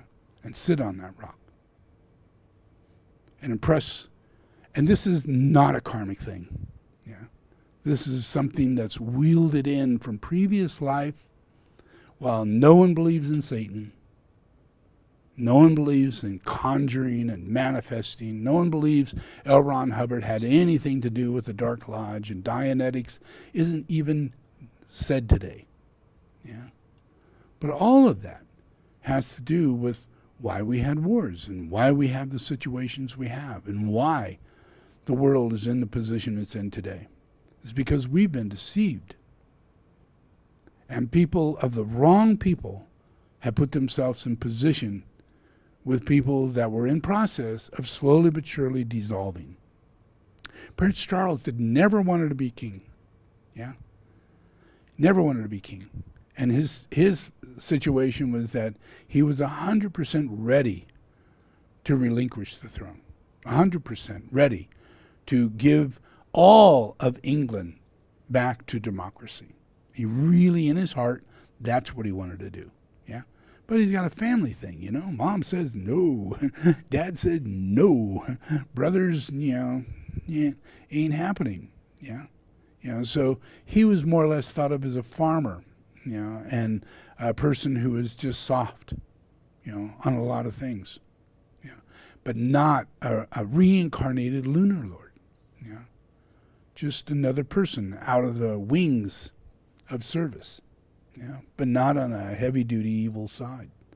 But in comes Diane, in comes many different things. Those things change a karmic wheel, for the outcome of society. And we have to discern and discriminate it. And there's no way we could have discerned and discriminate Diane. No way. There's no way anybody could have discerned and discriminate Michael Jackson. Oh, that's Hitler. No, there's no way you could have done it. But there was a reason why I incarnated and was put in a position to have to witness it and work the whole thing out so that I could transmit to you as a member of your family, the ability to view like this. And as you build this up in this life, it will become more when you're incarnate in your next life. And that's reincarnation. That's how we use through our collective consciousness and mainly through our ability to receive this second ray, and make changes. Do we have the ability to receive the transmission of what effect reincarnation has to do with closing the door of evil? And we're very close on that process. I'm really good at seeing all of it. And I'm not going anywhere as far as I can tell. And if I do, I come right back. So this view, my ability, is going to raise your vision inside of reincarnation. And it'll instill inside of humanity the ability to discern and discriminate and work out so that we don't have this coming around. Look at what Trump's doing right now. He created a situation to where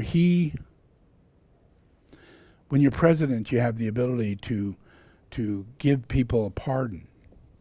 Pardon me, Well, he gave a pardon to Krishna's father, who stole millions of people, money, and real estate and all these really bad, illegal shit, And he went to prison for a darn good reason, He was caught, And that saved a lot of people from his continuation of doing this level of evil, Well, Trump felt, hey, I'm just going to pardon his ass. He is nothing personal. It's just that the man's evil. And his son-in-law, that's his father. So it's totally out of his will over anybody else. Over law, over order, over justice, over God, over people. This man is greater. He's greater. So he's going to pardon. And while he's doing that, he's going to commit to having people killed simultaneously. People shot or given drugs to die or electrocuted. He's made it legal for 5 different ways to kill people now, before he leaves office. And at the same time, he's got this whole process going on to where he's pardoning people. 26 people, I think. And he's not done yet. Because first he has to find the people who are guilty. He found 5 people, who's a part of this Blackwater team, who are a bunch of very evil men that are of the military, and they are paid to be mercenaries. So this was done back during the time of 2 of our presidents, and the vice president was the head of Blackwater and groups like that. So all this is old. This Blackwater thing, saying we're going to take troops out of Iraq, and we don't take troops out. We hire troops that you don't know about. We create a new military, a militia, It's paid. We have corporations that are built. We take military people, put them into this training corps, and we call it Blackwater. Yeah. So that group of people can go in without any legal recourse against them for killing people. They're in the military. They can just shoot someone and say, well, you know, they tried to shoot me. I'm in the military. That doesn't sound good. Yeah, so they use that as a defense. They use that as they have, like Trump, you know, he can kill someone and get away with it. Well, that's the way it is when you believe you could do that for this reason. They believe the same in a military belief system, that they've been given the right to be in this way, and that allows it. Yeah. So he did this. People who were talking to survivors, they are just absolutely shocked, stunned by this decision by President Trump. The horror-filled memories of that day in September 2007 still haunt those who survived, whose physical scars may have healed, but who grapple with the psychological trauma nearly every day. I remember seeing a woman and her son. Their car was in front. It was on fire. She was crying out until she burnt to death with her son. Hassan Jabir Salman says, there was so much gunfire. It wasn't normal. Bodies just fell in the street. I wasn't wounded yet. I moved my car to get away, and I was shot multiple times. It was a sunny day in Baghdad, one where the population could almost pretend their country wasn't being ravaged by violence. But those illusions shatter quickly in Iraq. In an instant, a busy Baghdad roundabout, Al-Nusur Square, turned into a street of blood. Ali Abdul Razak was the youngest victim, just 9 years old. Shot in the head in the backseat of his car as his father helplessly watched him die. My son was the heart of our family, his father Muhammad told us years ago. The shooting rampage These people was had no carried out weapons. by what was then Blackwater. They were just a private driving down the security street. company notorious for its brutish and trigger-happy behavior. Blackwater claimed its personnel were under attack, though numerous eyewitness accounts said that was not true. From his hospital bed at the time, Salman had described how Blackwater operatives opened fire indiscriminately at civilians. No one fired at Blackwater. They were not attacked by gunmen. They were not targeted, he said. Salman traveled to the U.S. to testify almost 7 years after the massacre. In the end. So, for what reason would he take people who killed people, you know, terrorists from our country who go to another country, and simply in his mind, he's saying, we asked them to be there. And since we asked them to be there, they should not be subjected to these things. You know, they went through this process, they defended the country, all this, all delusionary, yeah? Where in reality, this happened in Vietnam, this happened in many different places, whether they be military or they be in this form, yeah? And when we have the opportunity and we catch these people and we need to do something about it, yeah? So that we can make laws that Blackwater can't do that. But if we don't catch these people and then bring them to court and put this into a court system, we actually can't establish laws to be able to say we need to make this illegal. And we need to make sure that they live by certain standards, that if we're going to employ these people, it has to be under a certain standard. Yeah, and they will pay if they break the law. You know, so that keeps them from killing people just to do it, yeah. But we don't do that, yeah. And our president gave 5 of these people that all had been, one was sentenced for life in prison, and the other ones had like 20 years, yeah. And all found guilty, all with a lot of reasons to find these people guilty. But Trump decides he's just going to jump into the dirtiest water, yeah. That would humiliate and destroy any credibility the United States has in the world. Yeah? Because here it is, we're supposed to be law-abiding people. Yeah? We're Democrats. We fight for the rights of other people. We don't do shit like this.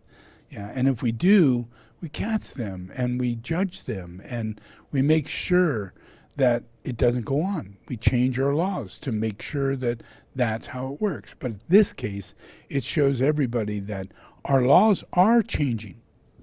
Yeah? We're becoming less. Yeah? We're not at all lawful people. We don't believe in abiding by a law. We do it just because we want to. Yeah? And we should get away with it. Yeah? So all of this influence, this process that Trump is pulling off, he pulled out these people. He's doing this one here. This is another pardon. And similar in theme to his pardons thus far in his administration, which has been the politically connected or cronies. Among the latest slew are Charlie Kushner, who just coincidentally happens to be the father of the president's son-in-law, Jared, along with two more people who are wrapped up in the Mueller probe. Paul Manafort, the president's 2016 campaign chairman, and Roger Stone, the president's longtime confidant. Now, keep in mind, so that's a lot. He's on his way out. No president has ever pardoned anything like this. And he has it in his mind he's going to pardon himself. He has it in his mind he's going to do that. Yeah. So he has it in his mind he's also going to pardon his daughter, his son-in-law, and his sons. Yeah. But first he has to get it in his head. What is it they did that's illegal that they need to be pardoned for? Yeah. So he has to come up with that. Yeah. And he's going to come up with it because they stole $130 million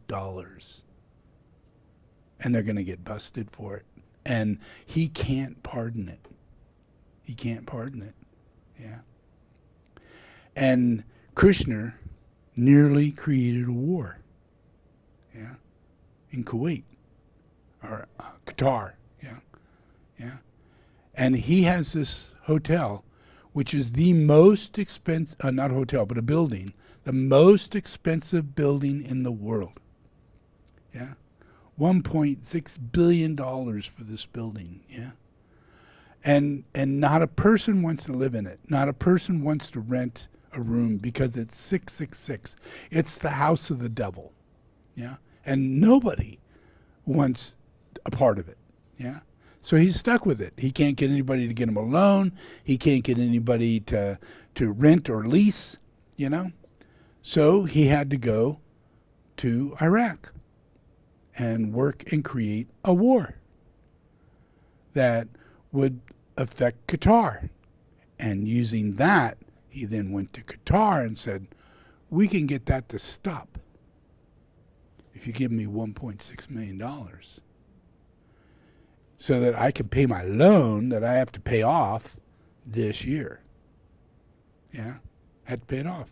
And there's no way. Nobody was going to give him a loan of any kind or buy the thing, right? So he does this. He goes to Qatar. He does this whole thing. They did start a war. They did a blockade. The United States did a blockade. Yeah. And made it look really bad for another country that looked like they're blockading from that country. And that made Qatar look like they want to go to war and make it look like the other country wanted to take advantage of Qatar. And none of this is really going on. It's all under the pressure of the U.S. and its influence. So this is what he did. Have led a group of Middle Eastern countries to blockade Qatar, where America has an airbase. That is our security in the region. They had no prior knowledge of this. Tillerson immediately knew that the green light, Saudis would never have done this without support from the White House. It came from Jared. And what MBS wanted was he actually wanted to invade Qatar. It was worse than that because he wanted the Qataris' resources, which is why when he couldn't get hold of those, that's what actually then leads him to round up 6 of the 7 ruling branches of the Saudi royal family later in November. You know, it's all about money. Rex Tillerson said to Jared Kushner, Jared, have you noticed that the only branch, there are 7 ruling houses in Saudi Arabia. The only branch that MBS has not rounded up is his own. Don't you think it's statistically unlikely that they're not corrupt too? Jared didn't want to know. He didn't want to know when Tillerson told him how dangerous this was. And actually what Jared did was what MBS wanted him to do, which was fire Rex Tillerson. But there's an ironic twist to this tale. In the spring of 2018, MBS arrives in Washington, and the president asks him for $4 billion to help rebuilding Syria. And MBS says, I don't have that kind of money. This atrocious war in Yemen has cost the Saudis a lot, and oil prices fell. Well, Trump and Jared listened. The Qataris then arrived in Washington. And, you know, strategically, they offered Trump and Jared, they said, we've got plenty of money for whatever you want to do, but you need to end this support of this blockade. So what happens is that at exactly the sort of same time period, 666 Fifth Avenue, the Kushner's troubled building, gets an extraordinary deal that makes absolutely no sense. MBS says, I don't have that kind of money. This atrocious war in Yemen has cost the Saudis a lot, and oil prices fell. Well, Trump and Jared listened. The Qataris then arrived in Washington. And, you know, strategically, they offered Trump and Jared, they said, we've got plenty of money for whatever you want to do, but you need to end this support of this blockade. So what happens is that at exactly the sort of same time period, 666 Fifth Avenue, the Kushner's troubled building, gets an extraordinary deal that makes absolutely no sense. A Canadian firm whose second largest investor is the Qatari Investment Authority says it's going to lease this building that someone who's been involved in it said would be worth more valuable if it was just a pile of dirt. They're going to pay $1.3 billion, the 99-year lease, and they're going to pay all that lease up front. I mean, this is a deal that stinks. So, I mean, it seems hard. At the same time, the US changes its policy towards the blockade on Qatar. I mean, Congress is now, quite rightly, investigating this. Yep. Kind of bizarre, huh? I mean, they paid a lease up front in cash of that $1.some billion, the very amount of money that he owed in a loan. And not that he paid for the building just to buy it out, but no, he just gave money to pay off the leases, and nobody's moving into the building. That goes on. The story continues, and they talk about not one person moved into the building after this happened, but the lease was paid. Yeah. And simultaneously, a war was averted, a war was started, and a war was averted in order for him to get a loan for the evilest building in the world. Now imagine if this is ceremonial magic. Imagine if this is money magic and sex magic. Yeah? What if the part of sex magic is Trump? What if Trump is, in his own right, you know, we know he's a pedophile, he's a rapist, he's obsessed with sex, yeah? Has all his life. He's been obsessed with sex. So he just thinks the whole world is wrapped around him to be okay to be obsessed with sex and money. Yeah. So he's got sex magic and money magic. Yeah. One thing you're missing is magic. You're missing the magic. What kind of magic? Yeah. Is that a magic that allows things to happen according to their desire body? And maybe that could be why you have a desire body? Because he has a desire body? And if you don't believe in reincarnation, what if the evilest being on earth is your ruler of your desire body? Yeah. So he's our president, yeah? And he's pardoning evilest people that he can, yeah? And he's killing as many people as he can. And he's got the coronavirus, which he just plays golf instead of doing anything about it.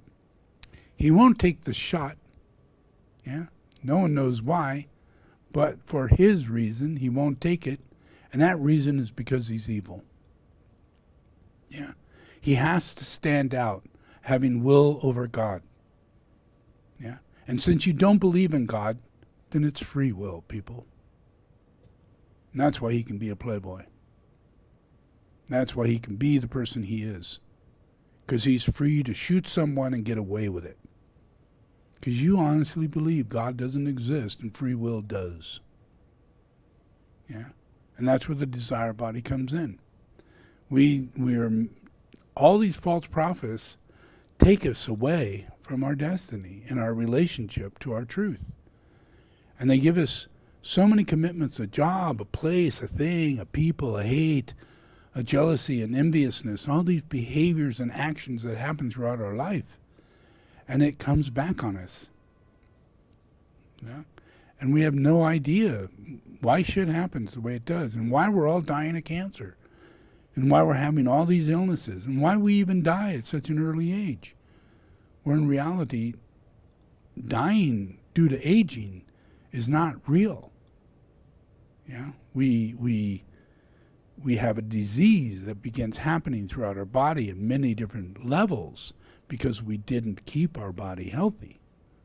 Yeah, and so these things take place. But aging, what if we're to live 200, 300, 400 years? What if we have history of Methuselah living 890 years? I mean, it's in the Bible, folks. It's got to be true. Yeah? Either that or that Bible's crazy. Yeah? And Adam living over 900 years.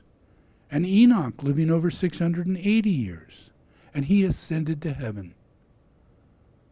Yeah? So these are our forefathers. These are our truths. These people reincarnate. Yeah? And there are archetypes. They're in the Bible. They're a purpose of expression and a life that is involved in reincarnation. And it is the tree of life, of reincarnation, you must witness when you read the Bible. You have to go and look at Genesis and watch and witness the hundreds of years these people live and then reincarnate and come back and live again for hundreds and hundreds and hundreds and hundreds of years, 800-900 years, and they do this like 20 or 30 times. That's thousands and thousands and thousands and thousands and thousands of years. When you're only living 40 years, that's hundreds of thousands of lives. These are thousands of lives over hundreds of thousands of years. Does that make sense? Yeah. So wisdom is instilled in these archetypal beings. And they live a long time. And it's the nature of our life. Yeah. When it was time for the flood and wiping away of humanity, it was because none of them believed in God. None of them heard God. Yeah. Yeah. Enoch heard God because he was a child of God, literally, directly from Adam. Yeah. The guy who built the boat, he was a relative of that same family. Yeah. And that's why he knew. That's why he did what he did. And he was, 300-400 years old when he built that boat, So it has nothing to do with the life that we're living. If you can understand what I'm saying, it has to do with reincarnation. And if you are deceived, you will live short little lives of suffering, and you will live all your lives in the desire body to get out of it. And it won't work. Only through reincarnation, only through compassion, only through sharing and caring, by you knowing that every single person has to have been your mother or your father, your brother, your sister, and that they're just in a bad state. You cannot think differently. If you go this separate route and leave out reincarnation, you'll lose your telepathy, you'll lose your soul, you'll lose your ability to love your fellow man. You'll lose it because you'll separate yourself from reality. And you will not know the people around you are your mother and father and reincarnations of your own life. And we're all back.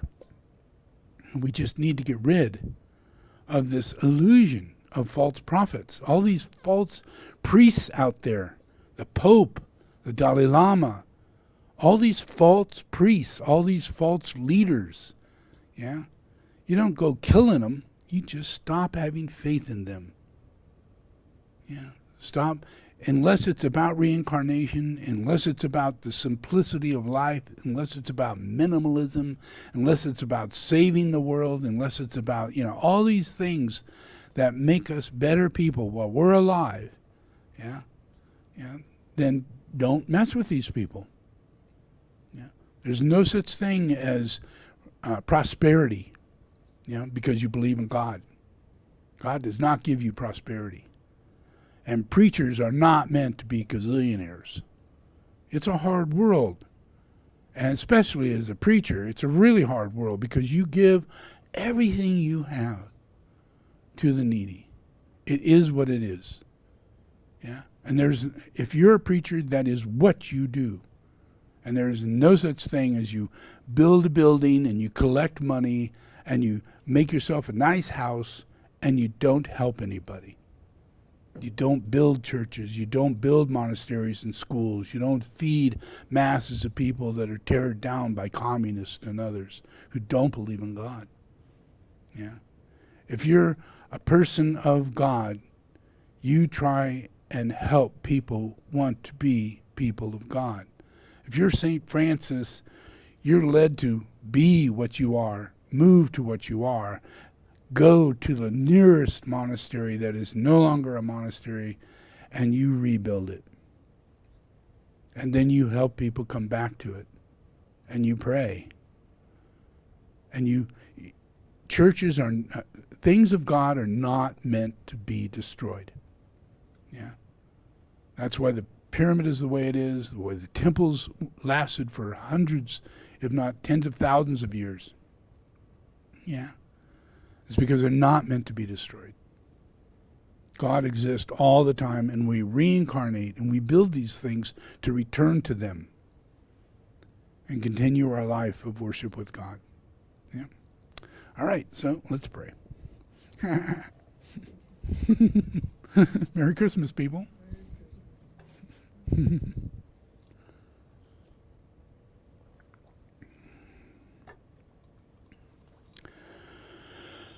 Okay. Got this little hat here I think I'll put on for your Christmas.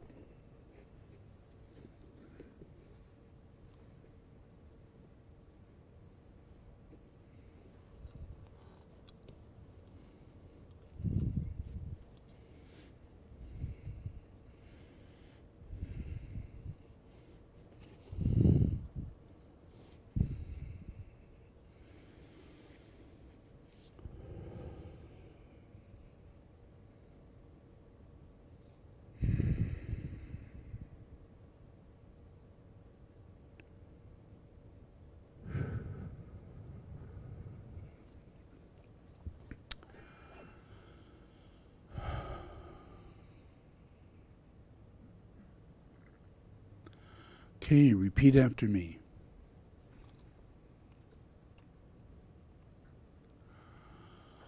Lord Jesus the Christ, thank you for bringing me here. Lord Jesus the Christ, I open my heart to you today. I invite you to come inside. Lord Jesus the Christ, come and save my life. Receive me today as a child of God. Forgive all my sins and write my name in the book of life.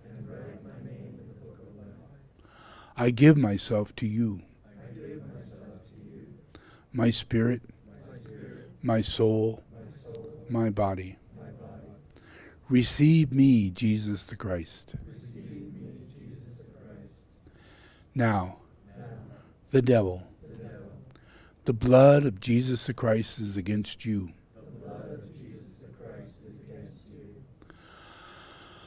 I command you now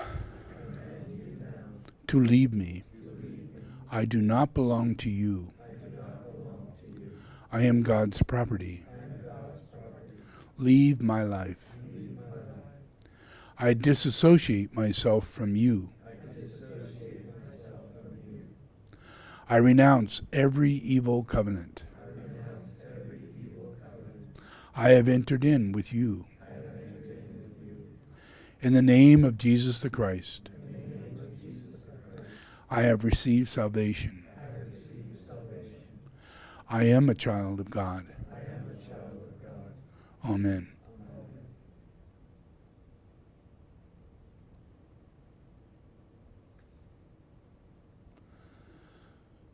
Okay, our meditation is going to be the great invocation. Good thing for Christmas.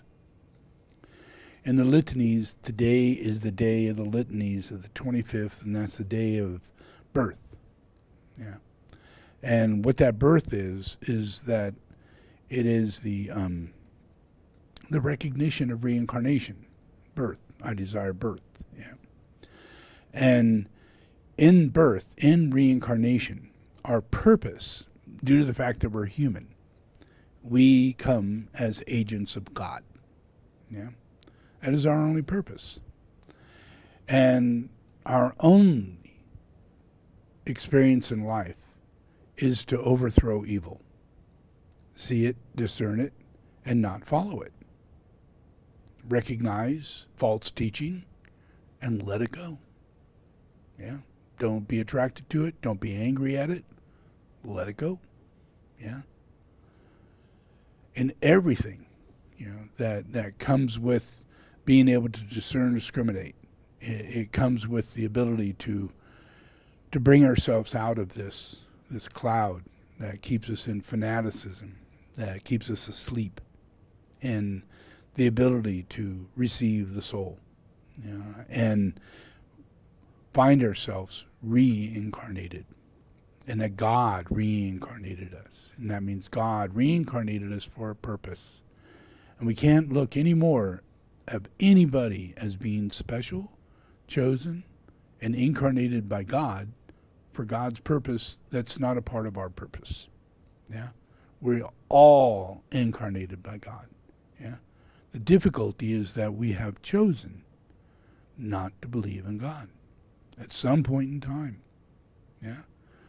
We've considered false prophets, we've followed and we've manipulated, and we justified our wrongness through the Bible. Yeah? Through religion, through dogma, in order to further our desire. Yeah? We even choose Trump and say God will use him just to further our desire to get a Republican in the office. Yeah? Because your grandfather was Republican and you're Republican, and you're far too controlled by your commitment of following an illusion. Yeah? And you all have the right to choose whether or not you're going to go Republican or Democrat, and you can quit that and move right over to the other side. It should never be a problem. Yeah. But it is. And because we're so dogmatic, so fanatical, so into these false religions and these false realities of, socialism is communism, and, anything to do with that, even democracy, Democrats, is socialist. Yeah. And it's always, when the lie begins, yeah, it's a lie that is pushing you away from the light. Yeah. If these people say, they're the evil ones, trust me, these are the evil ones.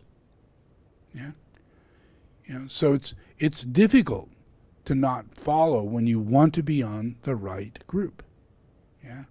And then you just got to let everything go. He's a child molester, he's a rapist, he's done all these things. Look at that wife he has, she's Russian. She says, what is going on here? His best friend is the head of Russia. He loves the Chinese, what is going on? How is it possible he can say he's in love with North Korean? Come on. What is this possibility to have that in someone? Yeah. And all it is a group of people who need to further the Dark Lodge. They're the heads of the Dark Lodge, and they like each other. Yeah? Trump wants to be just like the North Korean dictator, and he wants all the military to behave accordingly. He wants to be just like the dictator of Russia, and he never wants to be told he's going to leave his office. Ever. As far as he's concerned, that's his office. Even after 8 years, he doesn't want to leave that office. He was actually saying, we should push for a third term. We should push for no limitation of terms. A long, long time ago, that's the way it was. And he's willing to push things back in that way. Yeah. So these are all things that I'm helping you with. Yeah. And they've been pushing this whole thing on and on and on. I am getting rid of Trump. Yeah. I am going to put him in prison. Yeah. I am going to change the outcome of this thing and move us forward and keep instilling in everybody the fact that we reincarnate. Yeah. And false prophets are false prophets. And all of our problems in the world are based on this energy. Yeah. So it's just a matter of time. And so let's do this prayer. Just relax and close your eyes. And when I say take a deep breath, we're going to begin the Om.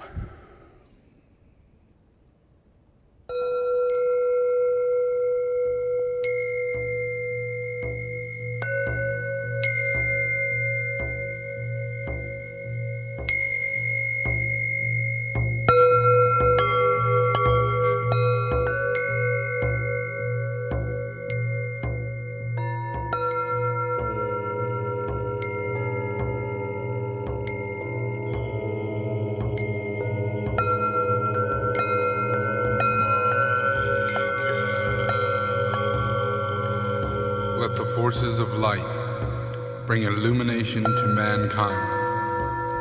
Let the spirit of peace be spread abroad. May humanity of goodwill everywhere meet in a spirit of cooperation. May forgiveness on the part of all mankind be the keynote at this time. Let power attend the efforts of the great ones. So let it be, and help us do our part.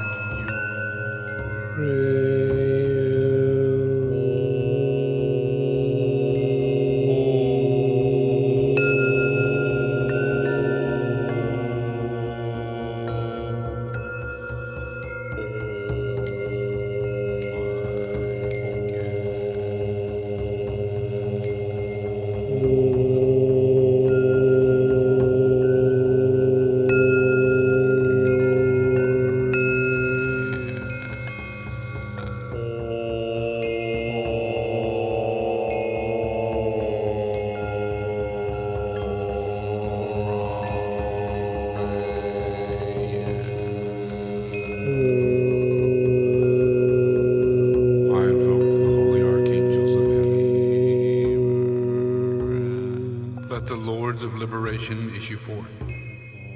Let them bring succor to the sons of mankind. Let the rider from the secret place come forth, and come say, come forth, O Mighty One. Let the souls of mankind awaken to the light, and may they stand with massed intent. Let the fiat of the Lord go forth. The end of the woe has come. Come forth, O Mighty One. The hour of service of the saving force has now arrived. Let it be spread abroad, O Mighty One. Let light and love and power and death fulfill the purpose of the coming one. The will to save is here. The love to carry forth the work is widely spread abroad.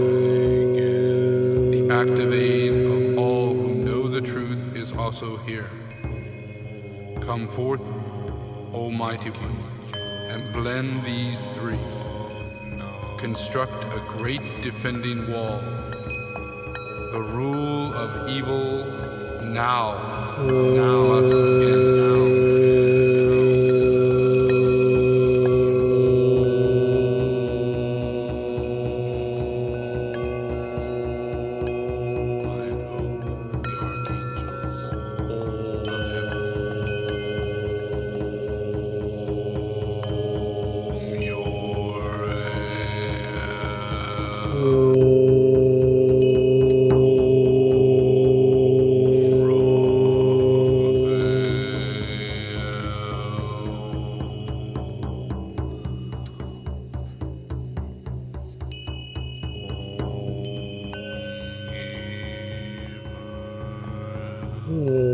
From the point of light within the mind of God, let light stream forth into the minds of mankind. Let light descend on earth.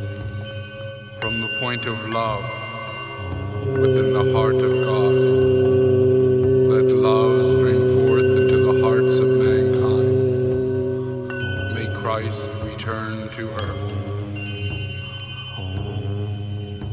From the center, where the will of God is known, let purpose guide the little wills of men, a purpose which the masters know and serve. From the center, which we call the race of mankind, let the plan of love and light work out. And may it seal the door where evil dwells. Let light and love and power restore the plan on earth.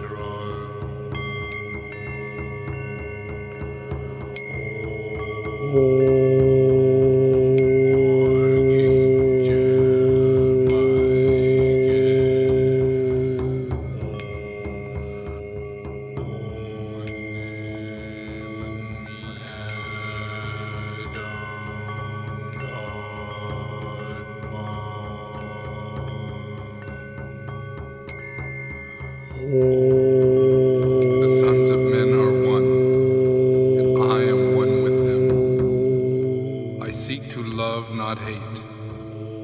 I seek to serve and not exact due service. I seek to heal, not to hurt. Let pain bring due reward of light and love. Let the soul control the outer form, and let life and all events and bring forth to light the love which underlies the happenings of the time. Let vision come and insight. Let the future stand revealed. Let inner union demonstrate and outer cleavage be gone. Let love prevail. Let all mankind love.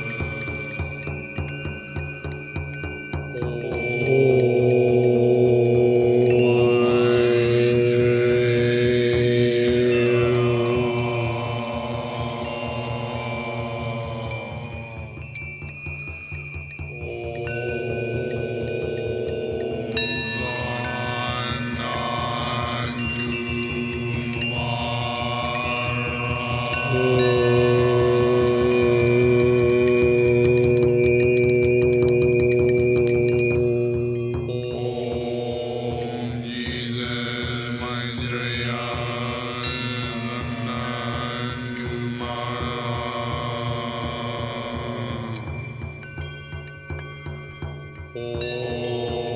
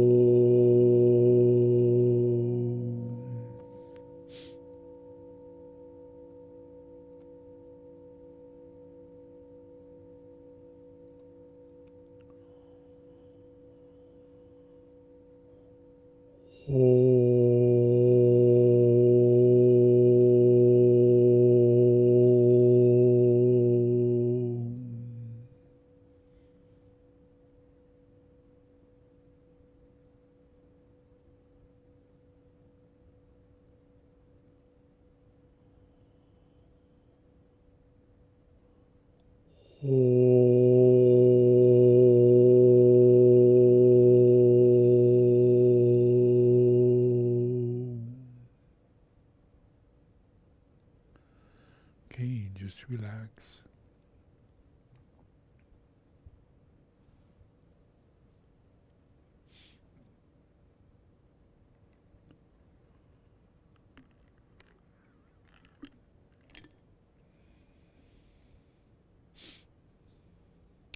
Okay, go ahead and open your eyes.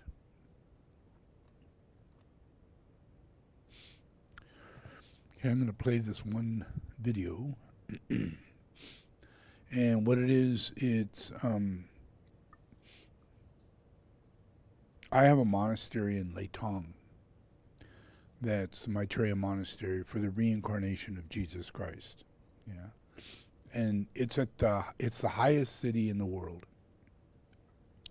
And I built one monastery there. I have a previous monastery that's really old, being restructured. And all these are based around my incarnation. Yeah, but my incarnation becomes from a manifestation. So a lot of my manifestations manifest as, like with Logan Tuku and Nari Compson, it's involved with the fact that I've manifested through a rock. And I turn that rock into a statue that looks just like me. And all of that lineage, and this is the oldest lineage that goes back to Gautama Buddha, Milarepa, it goes into the Karmapa, and Logan Tuku of the original Karmapa, he is one of those Karmapas, and there were 5. At that time, no one could say there weren't 5. Yeah, so at that time, 2 of them were well known. The one that was the most well known was actually Logan Tuku. And he established an enormous blessing between Maitreya and Tara. Saw them in union as the influence of Mandarava and the influence of Padmasambhava. And that through that lineage, it kept showing these images, these realities of the incarnated qualities that one sees in meditation of the incarnation of Vajradhara and the female aspect of Vajradagini.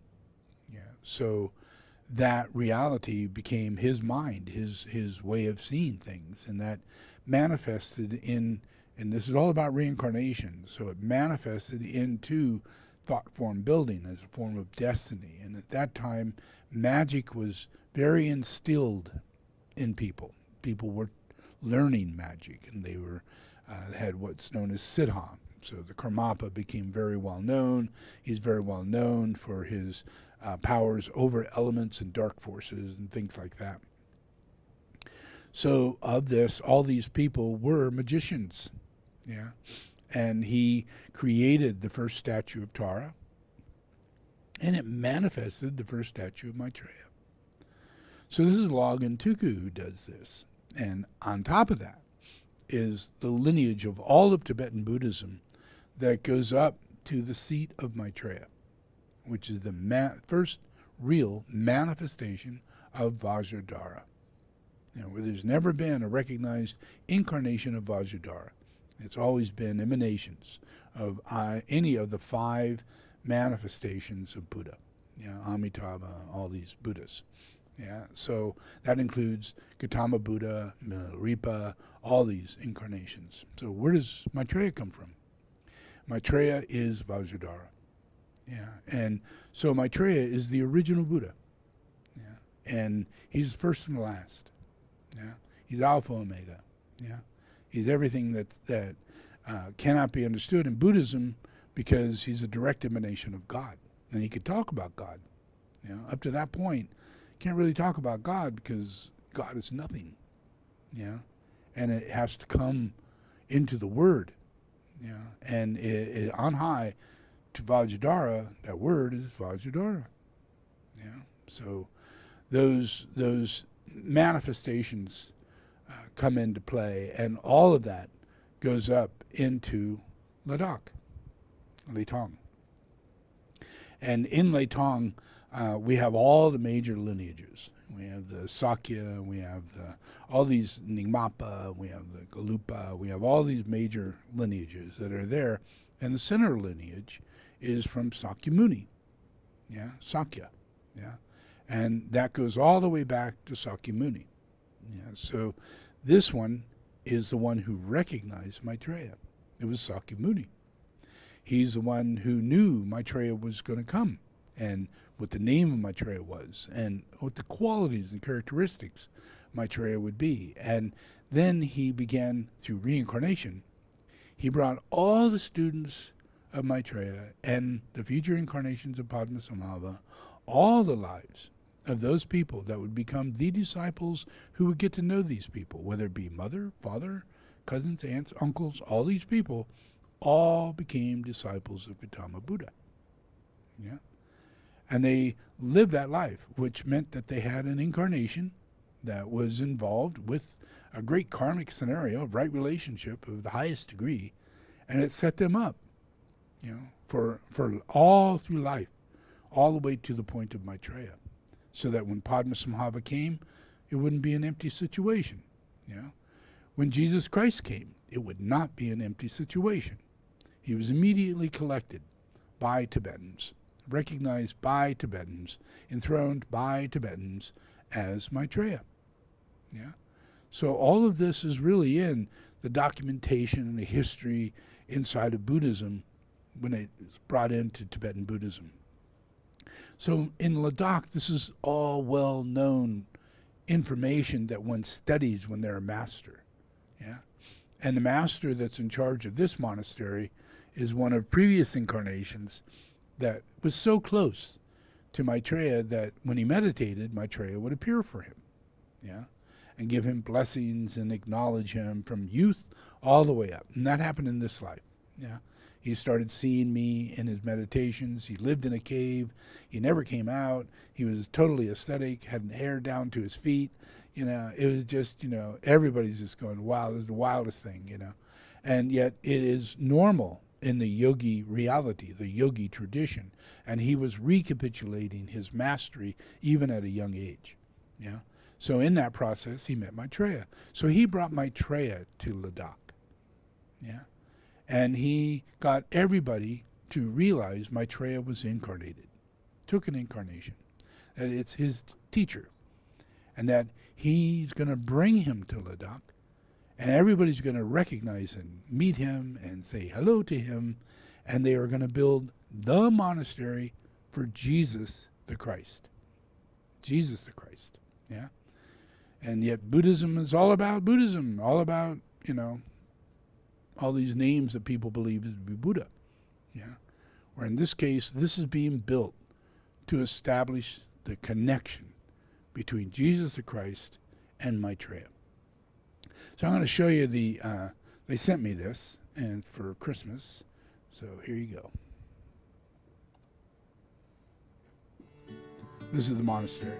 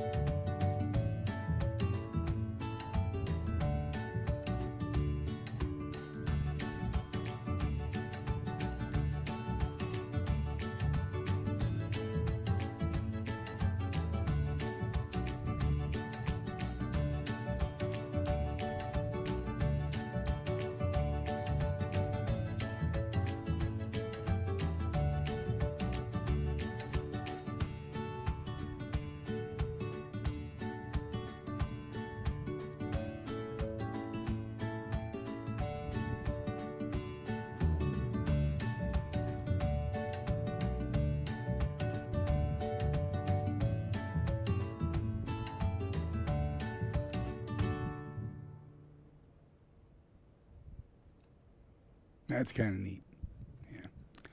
Yeah. So despite all this illusion and delusion, and even though the Dalai Lama has done what the Dalai Lama has done, and still this is happening. Still this is being built. And this is happening because you come to darshans. And I use that money and I send it. Like last year I collected in envelopes month after month after month after month. Every time I receive something, I put it in envelopes and I fill up a bag. And then I send it. So I send $500,000 after I've collected it over 2 years. I send it there. So we begin the process of building. But then we have to go through another 2 years to get China to agree in the reincarnation of Jesus Christ and believe that Jesus Christ is coming to China and building a monastery in China to further reincarnation of people who have massively been disciples to Jesus the Christ in China. And we'd all love to think that that's in America, and it is, but karma is karma, reincarnation is reincarnation, and this isn't about the desire body. It is as it is. So you let it play out. And what is the right relationship comes around. And you don't go, well, it's got to turn out this way. And it's got to happen at this time, in this way. That never works. It's God. Let go, let God, let it become what it's meant to be. You will receive visions, you will receive impression that it's in the right hands, it's moving in the right direction, but patience is what you're going to be instilled with. Because this is going against the Dark Lodge. There's nowhere in Tibetan Buddhism did they want to build a Jesus the Christ monastery. That's not exactly on their list. And there's no way the Dalai Lama is going to say, we have the reincarnation of Jesus Christ. That would serve a lot of people. If he would just declare that, write a book, put it out, have a conversation with me, shake hands, then we just go about our business. But he can't, because of his past incarnations and past relationship with the truth. And the truth is, he was very harmful. And he hurt a lot of people. And he did it again this year, in this life. Not this year, but in this life. You know? So there's a lot that he's done to disrupt the reincarnation of Christ and disrupt the process of destiny in masses of humanity. Yeah. So it's not the way you think it is. It's a clearing, a healing. Yeah. And there are a small master group of incarnates that are in Tibet and are in India and are in America that know of this process. And we are in a stage right now where externalization is happening. China has accepted me to build this monastery, and yet they kicked Tibetan Buddhism out. And they're allowing me to come in and take over Tibetan Buddhism. Yeah, that's a big thing. I mean, we had major members of the government sitting in Leitong battling over the fact, you know, we're not going to do this. We're not going to do this. There's no way communists are going to allow this to happen. But after 2 years, they said, yes, we believe you're right. Yes, we're going to do this. And yes, what money you put into it, we will double it. So that's how much this has built up. Because the money I put into, now they are doubling it, which is really nice. And I would expect the same from every country that I do my service. Yeah, because I'm not, you know, the person who has the Learjet, and I'm not the person who has, you know, a credit card with millions of dollars on it. And I don't have people with millions of dollars giving me millions of dollars.